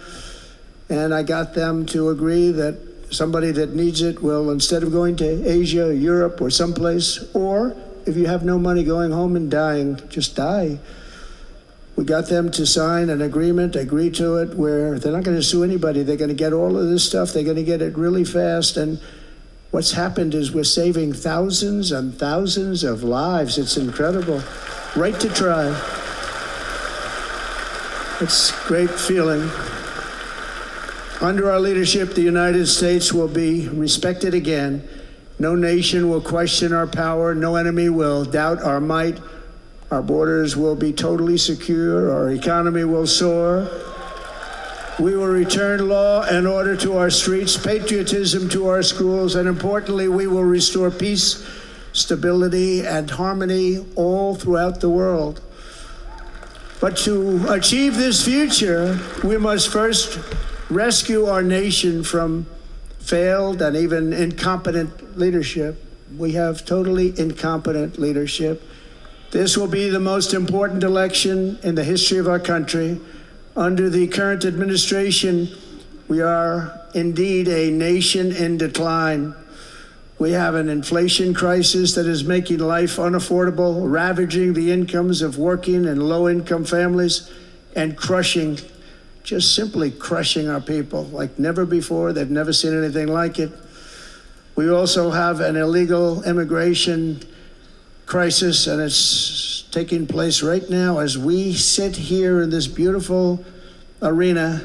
It's a massive invasion at our southern border that has spread misery, crime, poverty, disease, and destruction to communities all across our land. Nobody's ever seen anything like it. Then there's an international crisis, the likes of which the world has seldom been part of. Nobody can believe what's happening. War is now raging in Europe and the Middle East. A growing specter of conflict hangs over Taiwan, Korea, the Philippines, and all of Asia. And our planet is teetering on the edge of World War III. And this will be a war like no other war because of weaponry. The weapons are no longer army tanks going back and forth shooting at each other. These weapons are obliteration. It's time for a change. This administration can't come close to solving the problems. We're dealing with very tough, very fierce people. They're fierce people. And we don't have fierce people. We have people that are a lot less than fierce, except when it comes to cheating on elections and a couple of other things. Then they're fierce. Then they're fierce. So tonight, I make this pledge to the great people of America. I will end the devastating inflation crisis immediately, bring down interest rates, and lower the cost of energy. We will drill, baby, drill.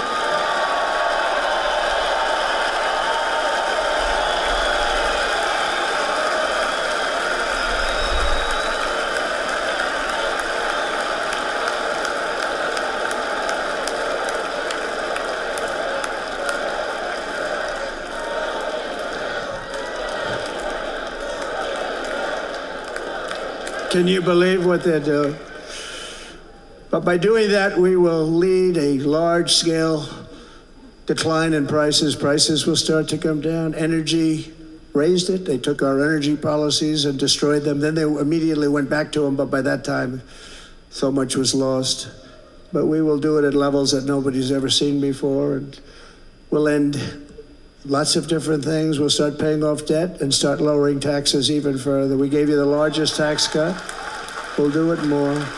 You know, people don't realize I brought taxes way down, way down, and yet we took in more revenues the following year than we did when the tax rate was much higher. Most people said, how did you do that? Because it was incentive. Everybody was coming to the country. They were bringing back billions and billions of dollars into our country. The companies made it impossible to bring it back. The tax rate was too high, and the legal complications were far too great.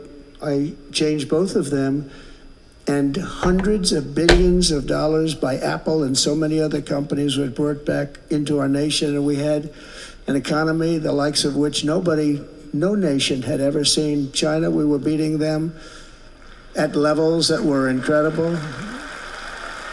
And they know it. They know it. We'll do it again, but we'll do it even better. I will end the illegal immigration crisis by closing our border and finishing the wall, most of which I've already built.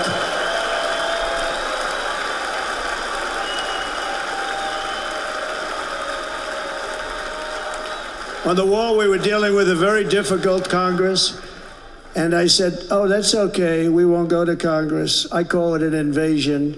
We gave our military almost $800 billion.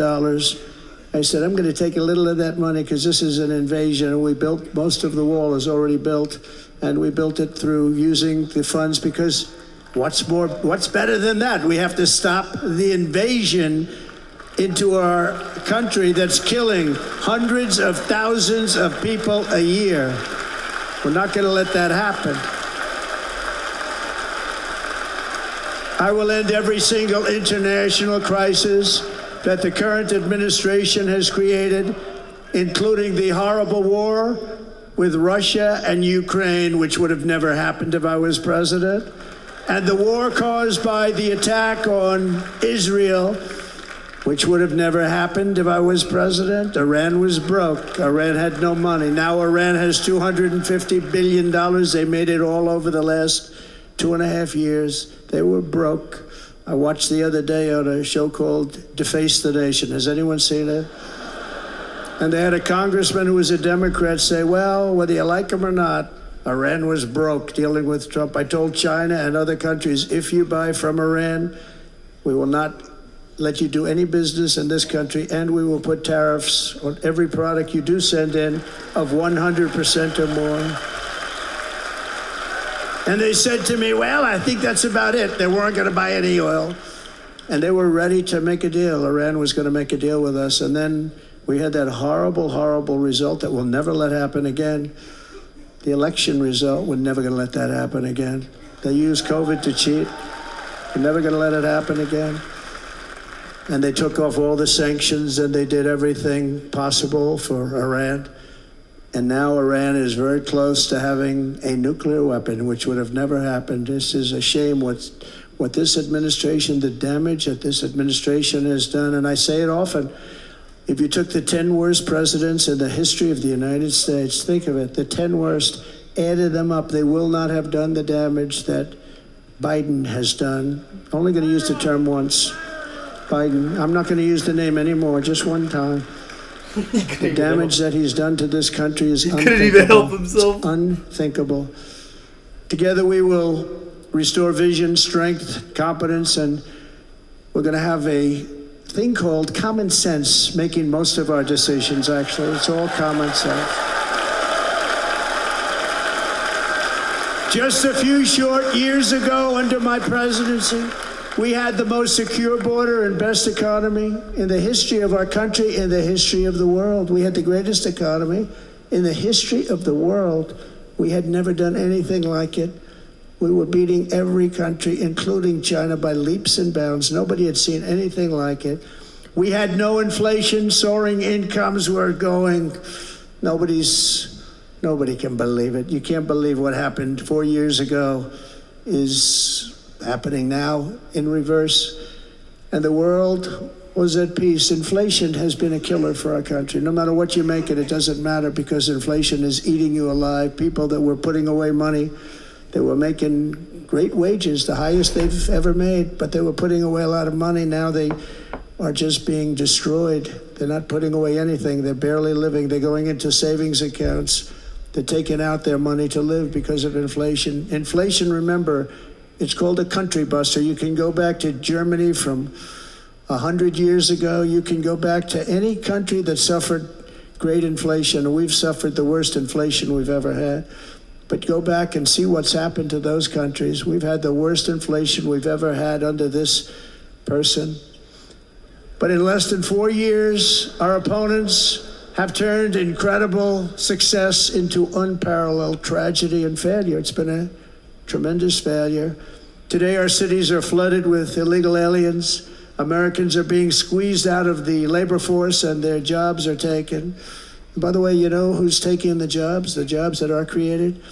107% of those jobs are taken by illegal aliens. And you know who's being hurt the most by millions of people pouring into our country? The black population and the Hispanic population, because they're taking the jobs from our black population, our Hispanic population, and they're also taking them from unions. The unions are suffering because of it. Thank you. Thank you. I like you too. Thank you very much. Inflation has wiped out the life savings of our citizens and forced the middle class into a state of depression and despair. That's what it is. It's despair and depression. We cannot and will not let this continue. Less than 4 years ago, we were a great nation, and we will soon be a great nation again. We're going to be a great nation again.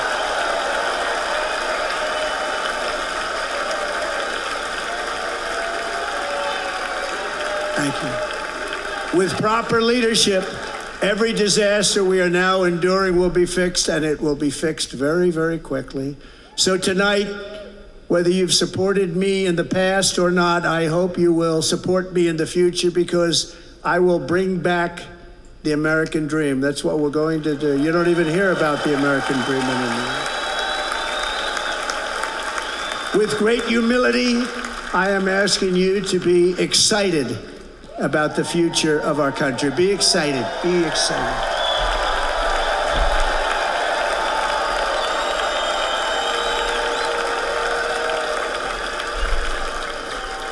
And by the way, the news reports, look at all of those big networks. Look at them. They're all here. But every one of them has said this could be the most organized, best run, and most enthusiastic convention of either party that they have ever seen. Every single one.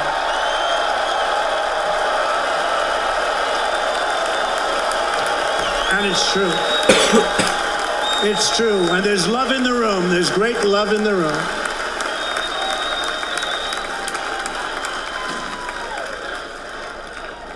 So I better finish strong. Otherwise, we'll blow it, and we can't let that happen. Now, this was great. All of the great people that spoke, and everybody hit a home run. I mean, there's not one that I can think of where I said, oh, gee, that wasn't great. Every single person.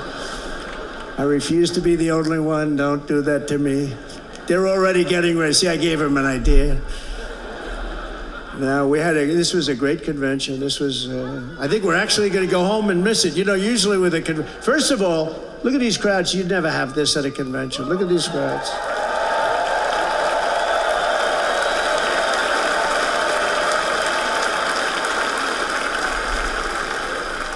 Love, it's about love. This week, the entire Republican Party has formally adopted an agenda for America's renewal, and you saw that agenda. And it's very short compared to the long, boring, meaningless agendas of the past, including the Democrats. They write these things that are hundreds of pages long, and they never read them after they're done. In their case, fortunately, they don't read them because they're pretty bad. It's a series of bold promises that we will swiftly implement when you give us a Republican House And Mr. Speaker, thank you very much. We have our great Speaker of the House with us tonight. Mr. Speaker, thank you very much. Thank you. A Republican Senate, we have many senators here, and send me back to our beautiful White House just a few short months from now. We're talking about just months. It can't come fast enough. We have to get it done. First, we must get economic relief to our citizens. Starting on day one, we will drive down prices and make America affordable again. We have to make it affordable. It's not affordable. People can't live like this. Under this administration, our current administration, groceries are up 57%, gasoline is up 60 and 70%, mortgage rates have quadrupled. And the fact is, it doesn't matter what they are because you can't get the money anyway. You can't buy houses. Young people can't get any financing to buy a house. The total household costs have increased an average of $28,000 per family under this administration. Republicans have a plan to bring down prices and bring them down very, very rapidly. By slashing energy costs, we will in turn reduce the cost of transportation, manufacturing, and all household goods. So much starts with energy. And remember, we have more liquid gold under our feet than any other country by far. We are a nation that has the opportunity to make an absolute fortune with its energy. We have it, and China doesn't. Under the Trump administration, just 3.5 years ago, we were energy independent, but soon we will actually be better than that. We will be energy dominant and supply not only ourselves, but we will supply the rest of the world with numbers that nobody has ever seen, and we will reduce our debt, $36 trillion. We will start reducing that, and we will also reduce your taxes still further. Next, and by the way, they want to raise your taxes 4 times, think of it. And all my life I grew up watching politicians. I always loved politics, I guess. I was on the other side. I'd watch and they were always talking about, we will give you a tax cut. We will give you a tax cut.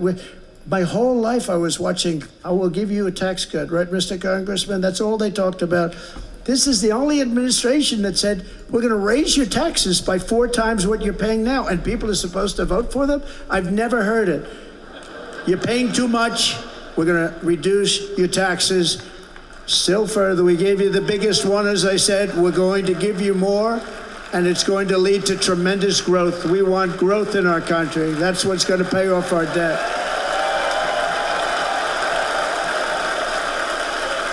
And next, we will end the ridiculous and actually incredible waste of taxpayer dollars that is fueling the inflation crisis. They've spent trillions of dollars on things having to do with the Green New Scam. It's a scam. And that's caused tremendous inflationary pressures in addition to the cost of energy.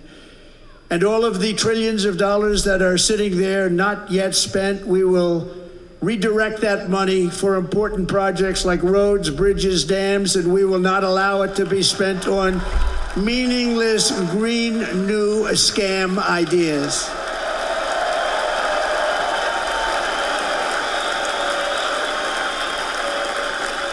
And I will end the electric vehicle mandate on day one.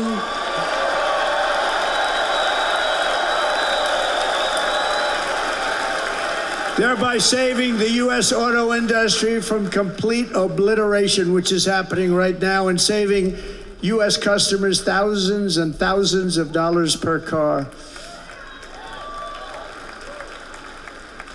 And right now, as we speak, large factories just started are being built across the border in Mexico. So with all the other things happening on our border, and they're being built by China to make cars and to sell them into our country. No tax, no anything. The United Auto Workers ought to be ashamed for allowing this to happen. And the leader of the United Auto Workers should be fired immediately. And every single auto worker, union and non-union, should be voting for Donald Trump, because we're going to bring back car manufacturing and we're going to bring it back fast.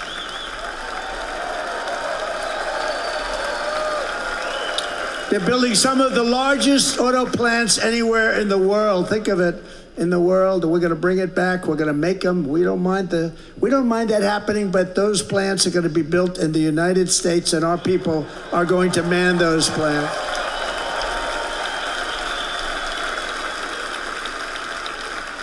And if they don't agree with us, we'll put a tariff of approximately 100 to 200% on each car, and they will be unsellable in the United States. We have long been taken advantage of by other countries. And think of it, oftentimes these other countries are considered so-called allies. They've taken advantage of us for years. We lose jobs, we lose revenue, and they gain everything and wipe out our businesses, wipe out our people. I stopped it for 4 years. I stopped it, and we're really ready to make changes like nobody had seen before. And remember, USMCA, I got rid of NAFTA, the worst trade deal ever made, and replaced it with USMCA, which is, they say, the best trade deal ever made. Actually, probably the best trade deal was the deal I made with China, where they buy $50 billion worth of our product. They were buying nothing. They buy $50 billion worth. They had to. But I don't even talk about it because of COVID. I don't even mention it, frankly, because of what happened with the China virus.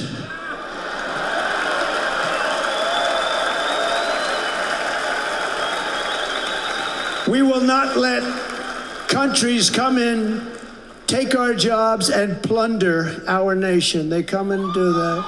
They plunder our nation. The way they will sell their product in America is to build it in America. Very simple. Build it in America and only in America.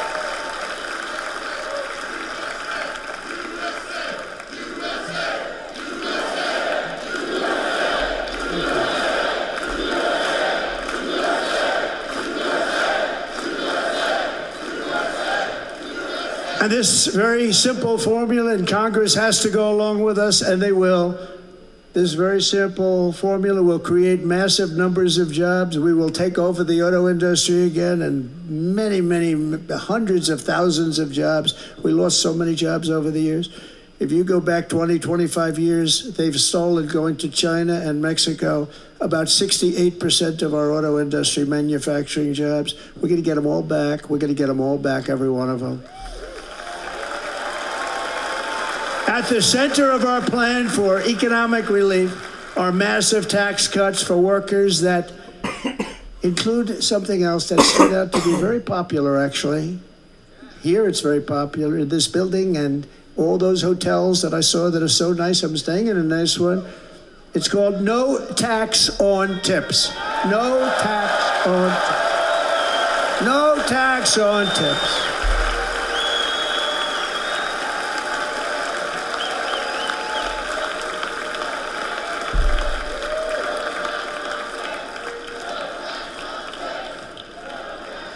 I got that by having dinner recently in Nevada, where we're leading by about 14 points. Hello. I'll see you there very soon, everybody. We're having dinner at a beautiful restaurant in the Trump building on the Strip, and it's a great building, and the waitress comes over. How's everything going? A really nice person. How's everything? Oh, sir, it's so tough. The government's after me all the time on tips, tips, tips.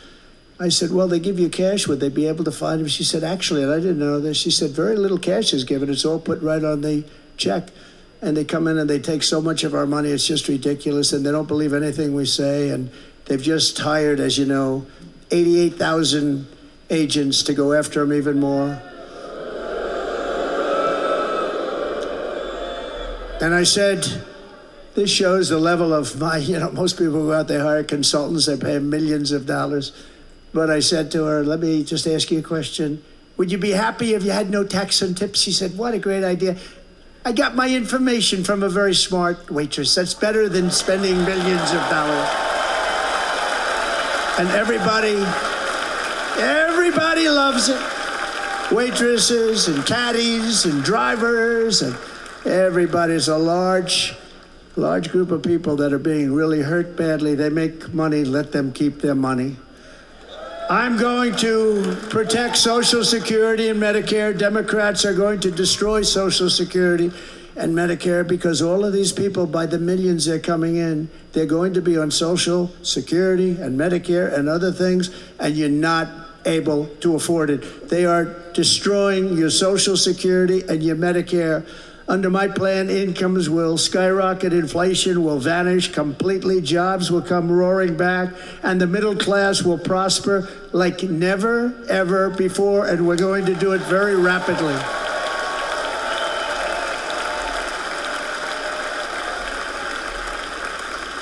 But no hope or dream we have for America can succeed unless we stop the illegal immigrant invasion, the worst that's ever been seen anywhere in the world. There's never been an invasion like this anywhere. Third world countries would fight with sticks and stones not to let this happen. The invasion at our southern border, we will stop it, and we will stop it quickly. You heard Tom Homan yesterday. Tom Homan, put him in charge and just sit back and watch. Brandon Judd, the Border Patrol, he's incredible. These guys, they really, their job is a lot easier if they don't have to do anything, but they want to. They're patriots. Brandon Judd, Border Patrol, ICE. ICE goes out. You have to see what ICE does with MS-13. You have these are probably the worst gang, and ICE goes in there. And I know a lot of people on these rows here, and they're very tough people, but they don't want to do this job. They'll go into a pack of MS-13 killers. They're the worst, probably the worst gangs in the world. And we have thousands of them. I moved thousands and thousands out in my 4 years. We moved them out, and it was a pleasure. But ICE would go right into a pack of these killers, and you see fists flying, you see everything flying, and then they take them. They put them in a paddy wagon. They take them back, and they get them out of our country. And the other countries weren't accepting them back. And I called up and I said, tell them that we're not giving them economic aid anymore. And the next day I got calls from all of these countries that were terminated. Billions of dollars we spend on economic aid to countries that does us, frankly, no good. And the next day I was called by everybody. I couldn't take all the calls. Sir, what's the problem? I said, you won't take your killers back that you sent in caravans into America. You won't take them back. Well, sir, if you'd like us to, we would give very serious consideration to doing that. And within 24 hours, they were being taken back. For years and years, when I first came in, they said President Obama tried to get him to go back, and they wouldn't accept him. They put planes on the runway so you couldn't leave the plane. They closed the road so you couldn't take the buses. They'd all have to turn back. As soon as I said no more economic aid of any kind to any country that does that, they called back and they said, sir, it would be our great honor to take MS-13. We love them very much. We love them very much, sir. We'll take them back. At the heart of the Republican platform is our pledge to end this border nightmare and fully restore the sacred and sovereign borders of the United States of America, and we're going to do that on day one.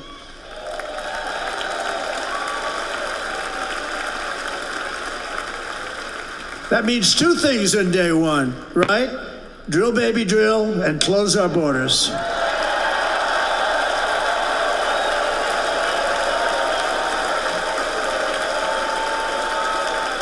And by the way, and I think everybody as a Republican, as a patriot in this room, and most Democrats, we want people to come into our country, but they have to come into our country legally. Legally. Less than 4 years ago, I handed this administration the strongest border in American history. But you can see on the chart that saved my life, that was the chart that saved my life. I said, look it up, so proud of it. I think it's one of the greatest, it was done by the Border Patrol, one of the greatest charts I've ever seen. It showed everything just like that. You know the chart. Oh, there it is. That's pretty good. Wow. Last time I put up that chart, I never really got to look at it. But without that chart, I would not be here today.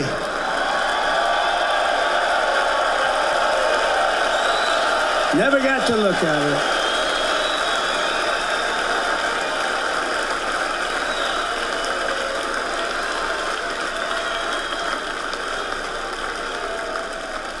I said, you got to see this chart. I was so proud of it. And by the time I got to there, I never got to see it that day.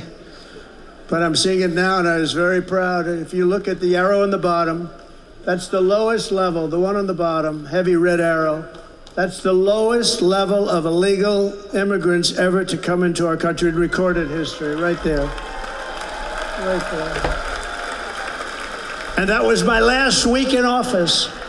And then you see what happened after I left. Look at the rest. And if you go out a little bit further, it's getting to be a little bit old, but I love it anyway, right? But you can go much higher with those numbers. Look what happened right after that. The invasion began. We had the opposite. We stopped the invasion, but the invasion that we stopped was peanuts by comparison to what happened after I left. Look at what happened after I left. They took over our country. We ended all catch and release. We shut down asylum fraud. We stopped human trafficking and forged historic agreements to keep illegal aliens on foreign soil. We want them to stay on their soil. Under the Trump administration, if you came in illegally, you were apprehended immediately and you were deported. You went right back. The current administration terminated every single one of those great Trump policies that I put in place to seal the border. I wanted a sealed border. Again, come in, but come in legal. You know how unfair it is? So many people, hundreds of thousands of people, have been working for years to come into our country. And now they see these people pour into our country at levels that are unprecedented. It's so unfair. And we're not going to do it. We're not going to stand for it. They suspended wall construction, ended remain in Mexico. We had a policy, remain in Mexico. You think that was easy to get from the Mexican government? But I said, you must give it to us. If you don't give it to us, there will be repercussions. And they gave it to us, but not easy. Canceled our Safe Third agreements, demolished Title 42, implemented nationwide catch and release. That's catch and release, where we catch them and release them into our country. We catch them and release them into Mexico. There's a slight difference. And took 93, this is the previous administration, 93 executive actions to throw open our border to the world. The entire world is pouring into our country because of this very foolish administration. The greatest invasion in history is taking place right here in our country. They are coming in from every corner of the earth, not just from South America, but from Africa, Asia, the Middle East. They're coming from everywhere. They're coming at levels that we've never seen before. It is an invasion indeed, and this administration does absolutely nothing to stop them. They're coming from prisons. They're coming from jails. They're coming from mental institutions and insane asylums. You know, the press is always on me because I say this. Has anyone seen Silence of the Lambs? The late, great Hannibal Lecter. He'd love to have you for dinner. What the fuck? That's insane asylums. They're emptying out their insane asylums. And terrorists are coming in at numbers that we've never seen before. Bad things are going to happen.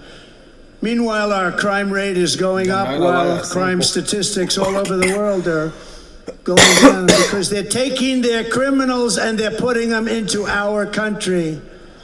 A certain country, and I happen to like the president of that country very much, but he's been getting great publicity because he's a wonderful shepherd of the country. He says how well the country's doing because their crime rate is down. And he said he's training all of these rough people. They're rough.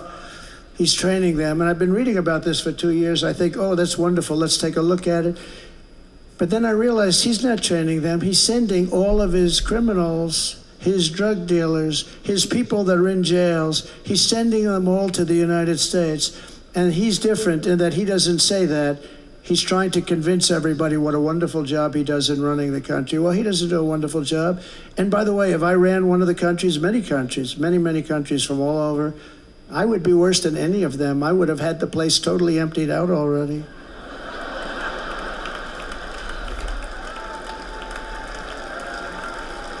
But we become a dumping ground for the rest of the world, which is laughing at us. They think we're stupid. And they can't believe that they're getting away with what they're getting away with, but they're not going to be getting away with it for long. That's what I can tell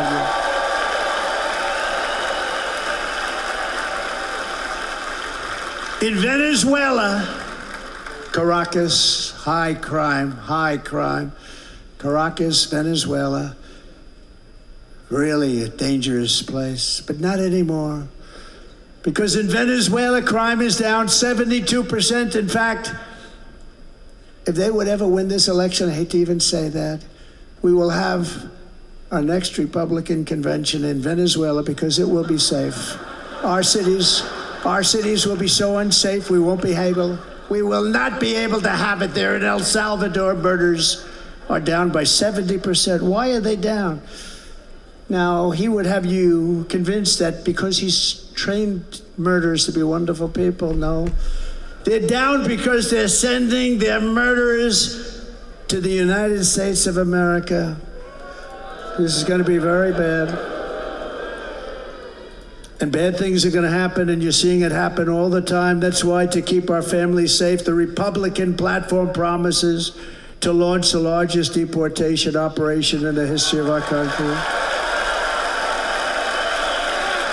Even larger than that of President Dwight D. Eisenhower from many years ago. You know, he was a moderate, but he believed very strongly in borders. He had the largest deportation operation we've ever had. Just recently, I spoke to the grieving mother of Jocelyn Nungary, a wonderful woman, a precious 12-year-old girl from Houston who last month was tied up, assaulted, and strangled to death after walking to the convenience store just a block away from her house. Her body was dumped near the side of the road in a shallow creek, found by some onlookers who couldn't believe what they had witnessed. Charged with Jocelyn's heinous murder are 2 illegal aliens from Venezuela who came across our border, were in custody, and were then released into the country by this horrible, horrible administration that we have right now. I also met recently with the heartbroken mother and sister of Rachel Morin. Rachel was a 37-year-old mom of 5 beautiful children who was brutally raped and murdered while out on a run. She wanted to keep herself in good shape. It was very important to her. She was murdered. The monster responsible first killed another woman in El Salvador before he was led into America by the White House. This White House let them in. He then attacked a 9-year-old girl and her mother in a home invasion in Los Angeles before murdering Rachel in Maryland. Traveled all throughout the country, doing tremendous damage. Rachel's mother will never be the same. I spent time with her. She will never be the same. I've also met with the wonderful family of Laken Riley, the brilliant 22-year-old nursing student. She was so proud of being first in her class, who was out for a jog on the campus of the University of Georgia when she was assaulted, beaten, and horrifically killed. Yet another American life was stolen by a criminal alien set free by this administration. And these were incredible people we're talking about. These were incredible people who died. Tonight, America, this is my vow. I will not let these killers and criminals into our country.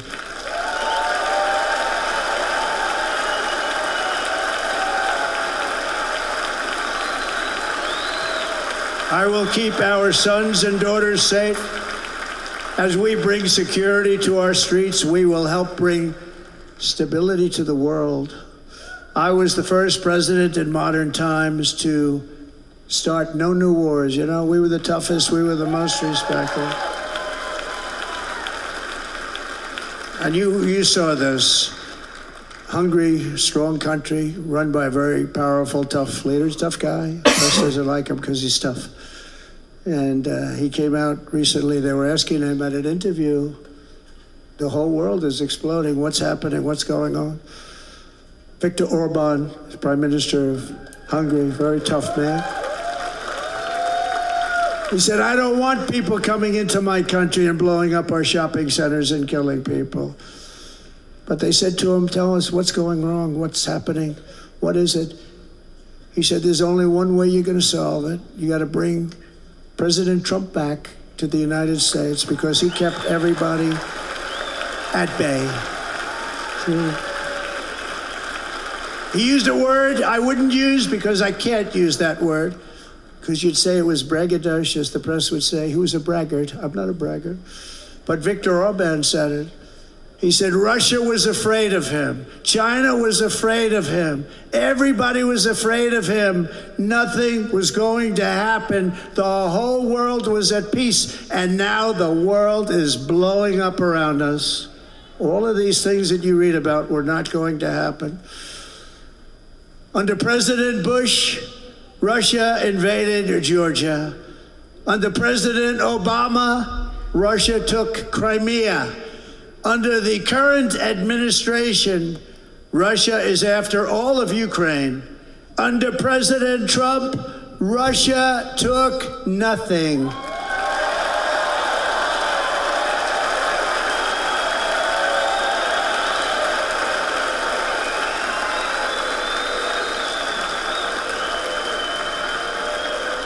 We defeated 100% of ISIS in Syria and Iraq, something that was said to take 5 years, sir. It'll take 5 years, sir. We did it in a matter of a couple of months. We have a great military. Our military is not woke. It's just some of the fools on top that are woke.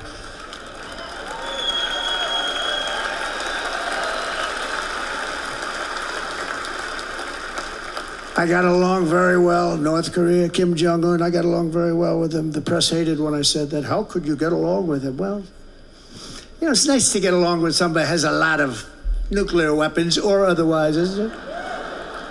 See, in the old days, they say, that's a wonderful thing. Now they say, how could you possibly do that? But no, I got along with him, and we stopped the missile launches from North Korea. Now North Korea's acting up again, but when we get back, I get along with him. He'd like to see me back, too. I think he misses me, if you want to know the truth. Our opponents inherited a world at peace and turned it into a planet of war. We're in a planet of war. Look at that attack on Israel. Look at what's happening with Ukraine. The cities are just bombed out. How can people live like that where buildings, massive buildings, are falling to the ground? It began to unravel with the disastrous withdrawal from Afghanistan, the worst humiliation in the history of our country. We have never had a humiliation like that. 13 heroic U.S. service members were tragically and needlessly killed. 45 others were horrifically wounded. Nobody ever talks about them. No arms, no legs, face explosions, horrifically wounded. And by the way, we have a man in this room who's running for the U.S. Senate from a great state, Nevada, named Sam Brown, who paid the ultimate price. Thank you, Sam. Thank you, Sam. Thank you.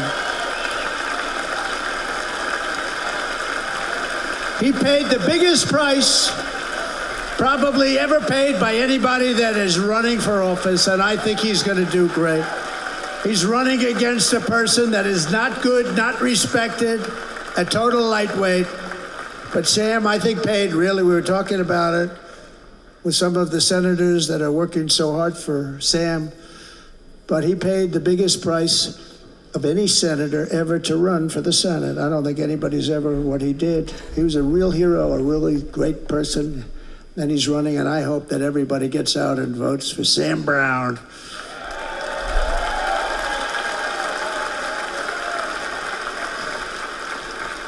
And we also left behind $85 billion worth of military equipment, along with many American citizens were left behind.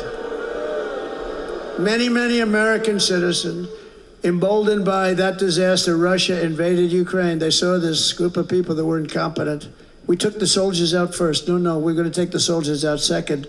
If they would have followed my plan, we had a great plan.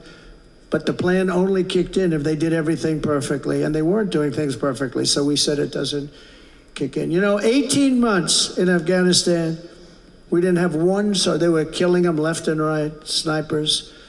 And I spoke to the head of the Taliban. You've heard this story. Abdul, still there, still the head of the Taliban. The press got on me. Why would you speak to him? I said, because that's where the killing is. I don't have to speak to somebody that has nothing to do with it. And I told him, don't ever do that. Don't ever do that again. Don't ever do that again. You've got to stop. Because during the Obama administration, many great people and soldiers, a lot of soldiers were being killed from long distance. I said, if you keep doing that, you're going to be hit harder than anybody's ever been hit by a country before.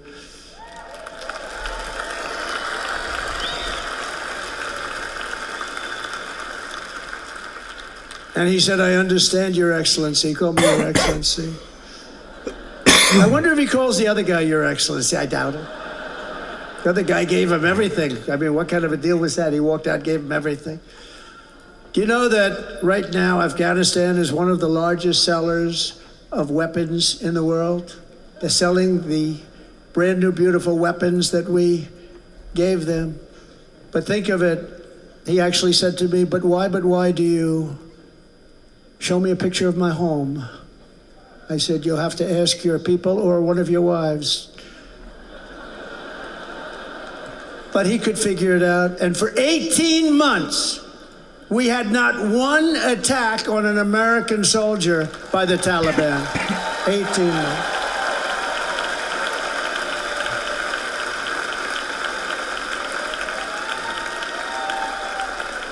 And then we had that horrible day where soldiers were killed. I was not there because of a ridiculous election. But we had that horrible attack. And they also gave up Bagram, one of the biggest bases anywhere in the world, air bases anywhere in the world, the longest runways, most powerful, hardened, thickened runways. We gave it up. And I liked it not because of Afghanistan. I liked it because of China. It's 1 hour away from where China makes their nuclear weapons. And you know who has it now? China has it now. We were keeping that. And now China is likewise circling Taiwan, and Russian warships and nuclear submarines are operating 60 miles off the coast in Cuba. Do you know that? No, the press refuses to write about it. If that were me running this country and we had nuclear submarines in Cuba, I will tell you that headlines every day would be, what's wrong with our president? You don't even hear this. You're not hearing about this. Russia has nuclear submarines and warships 60 miles away, Mr. Congressman, from Miami, by the way, happens to be here. Correct? In Cuba. And that would not be stood for if it were somebody else. They don't want to mention it, but now maybe they will. And the entire world, I tell you this, we want our hostages back, and they better be back before I assume office, or you will be paying a very big price.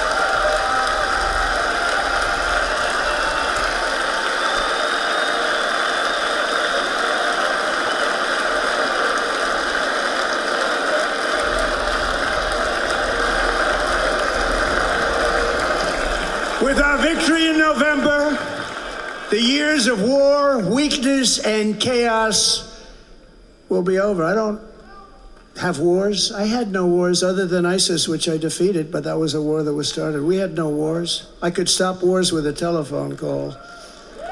I could stop wars with just a telephone call. If properly stated, it would never start. We will replenish our military and build an Iron Dome missile defense system to ensure that no enemy can strike our homeland. And this great Iron Dome will be built entirely in the USA. We're going to build it in the USA. And Wisconsin, just like I gave you that massive ship contract, and you're doing a very nice job, Governor, right?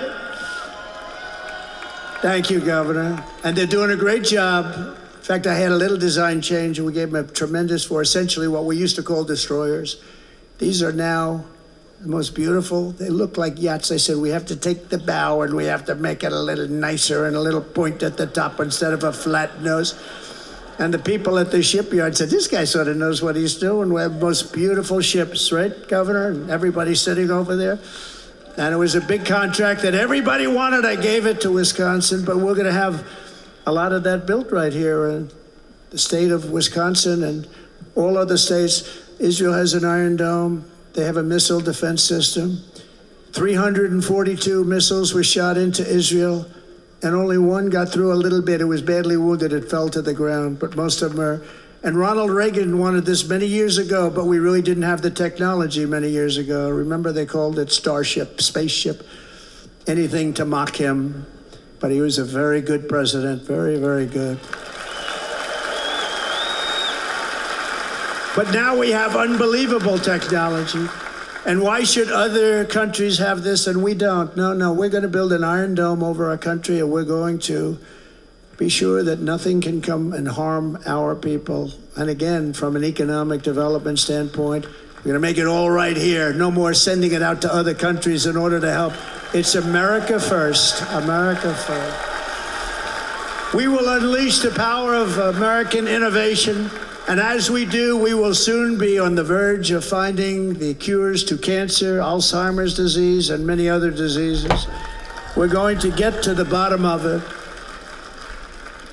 You remember this gentleman that I don't want to mention other than one time I had to, because when you say the 10 worst, I had to do it. I didn't want anybody to be confused. But this man said, we're going to find a cure to cancer. Nothing happened. We're going to get to the cure for cancer and Alzheimer's and so many other things. We're so close to doing something great. But we need a leader that will let it be done. We will not have men playing in women's sports. That will end immediately.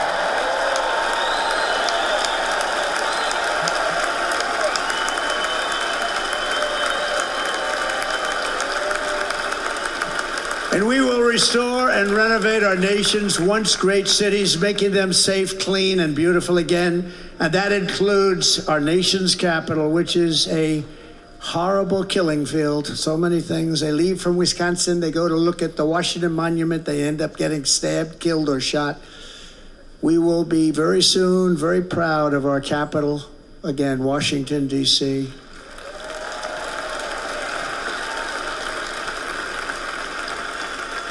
America is on the cusp of a new golden age, but we will have the courage to seize it. We're going to take it. We're going to make it a current. We're going to bring this into a golden age like never seen before. Remember this, China wants to do it. Japan wants to do it. All of these countries want to do it. We have to produce massive amounts of energy if we're going to produce the new. If you look at some of the things that have been done and some of the things that we're going to do, but AI needs literally twice the electricity that's available now in our country. Can you imagine? But instead, we're spending places where they recharge electric cars. They built 8 chargers at a certain location toward the Midwest. 8 chargers for $9 billion. Think of them as a tank for filling up your gas. Think of it. They spent $9 billion on 8 chargers, 3 of which didn't work. And if you were going to do this all over our country, this crazy electric mandate, if you're going to do this all, and by the way, I'm all for electric. They have their application. But if somebody wants to buy a gas-powered car, gasoline-powered car, or a hybrid, they're going to be able to do it. And we're going to make that change on day 1.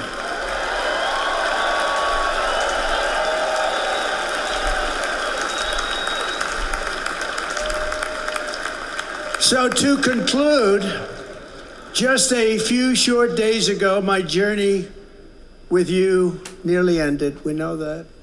And yet, here we are tonight, all gathered together, talking about the future, promise, and a total renewal of a thing we love very much. It's called America.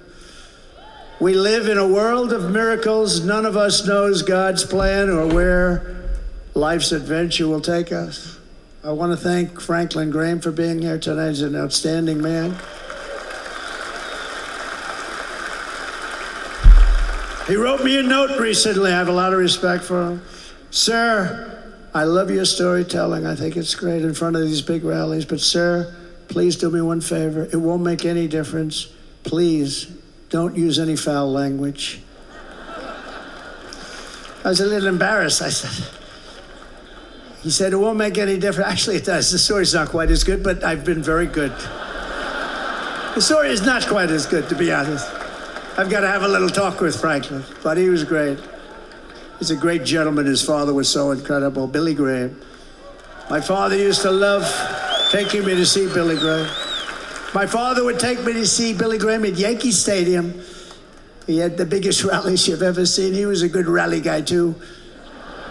But he'd get up, and he was a fantastic guy. My father loved Billy Graham.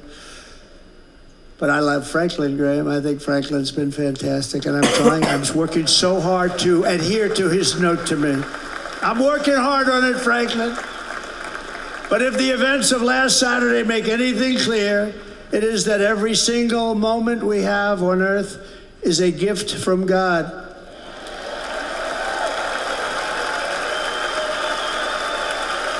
We have to make the most of every day for the people and for the country that we love. The attacker in Pennsylvania wanted to stop our movement, but the truth is the movement has never been about me. It has always been about you. It's your movement. It's the biggest movement in the history of our country by far. Can't be stopped. It can't be stopped. It has always been about the hardworking, patriotic citizens of America. For too long, our nation has settled for too little. We settled for too little. We've given everything to other nations, to other people. You've been told to lower your expectations and to accept less for your families. I am here tonight with the opposite message. Your expectations are not big enough. They're not big enough. It is time to start expecting and demanding the best leadership in the world, leadership that is bold, dynamic, relentless, and fearless. We can do that. We are Americans. Ambition is our heritage. Greatness is our birthright. But as long as our energies are spent fighting each other, our destiny will remain out of reach. And that's not acceptable. We must instead take that energy and use it to realize our country's true potential and write our own thrilling chapter of the American story. We can do it together. We will unite. We are going to come together, and success will bring us together.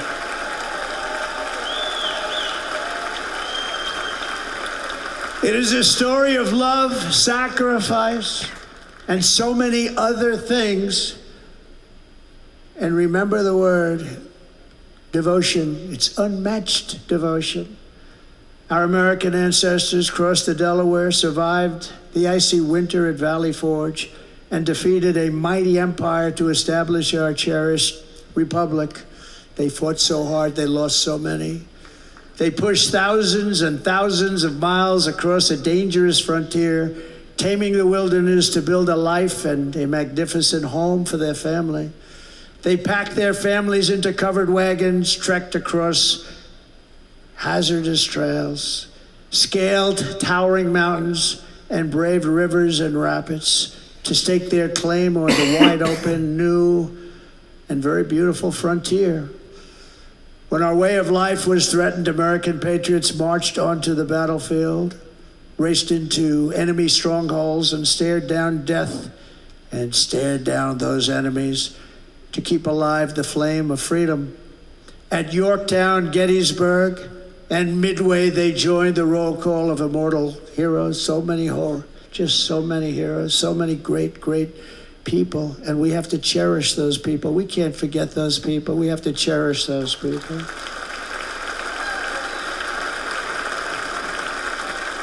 And building monuments to those great people is a good thing, not a bad thing. They saved our country. No challenge was too much. No hardship was too great. No enemy was too fierce. Together, these patriots soldiered on and endured, and they prevailed because they had faith in each other, faith in their country, and above all, they had faith in their God.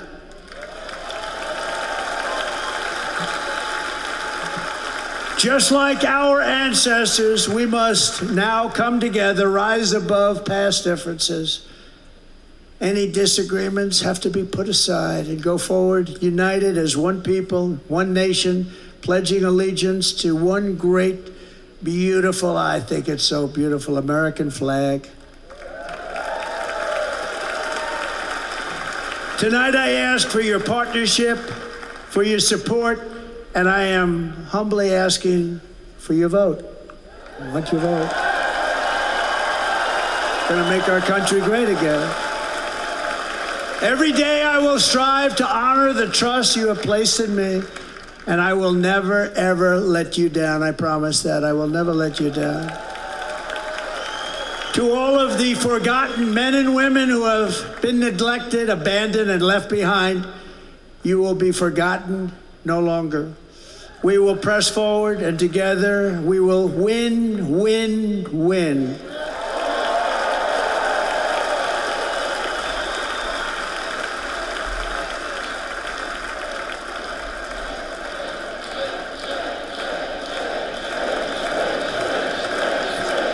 Win, win, win, win, win, win.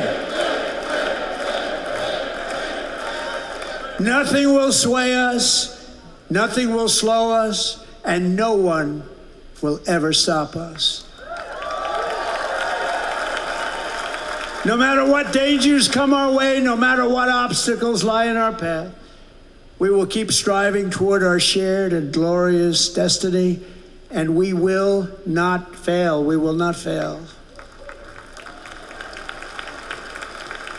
Together we will save this country. We will restore the republic, and we will usher in the rich and wonderful tomorrows that our people so truly deserve. America's future will be bigger, better, bolder, brighter, happier, stronger, freer, greater, and more united than ever before.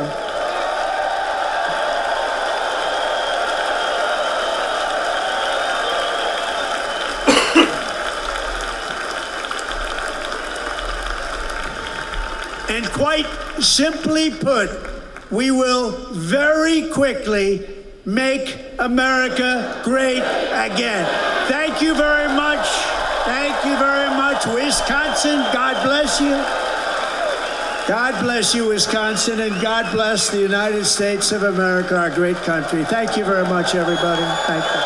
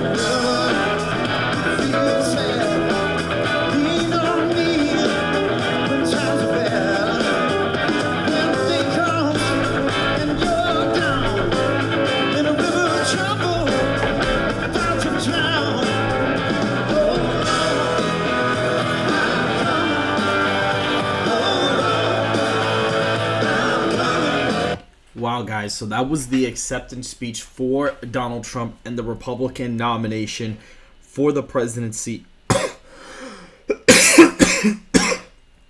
just have to say, that was, you know, it wasn't the best speech in the world. I have to admit there were some parts that were sort of low energy, but overall, I think with the tone he was trying to give overall, I think it was actually a pretty decent speech. And there go all the balloons. There go all the balloons.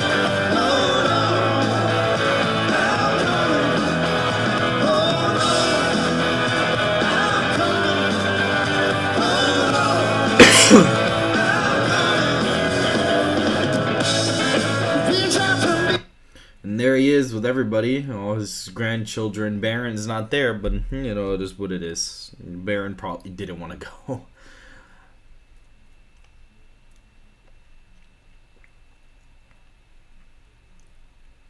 But yeah, guys, right now Trump, kind of came in with the very presidential energy, in my opinion.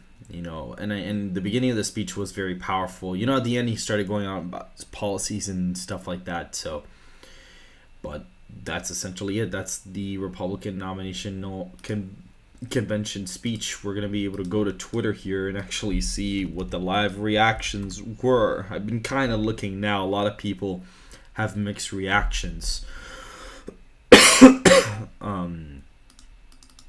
A lot of people have been having mixed reactions about it. Some people say it's really good. Some people say it's not good. So we're going to be looking right now.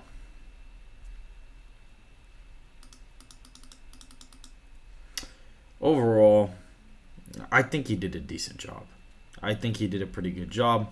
But guys, as of right now, this is pretty much it for this stream. If you guys did enjoy, please make sure to hit the like button and subscribe if you want more content just like this. And I will see you guys in the next live stream.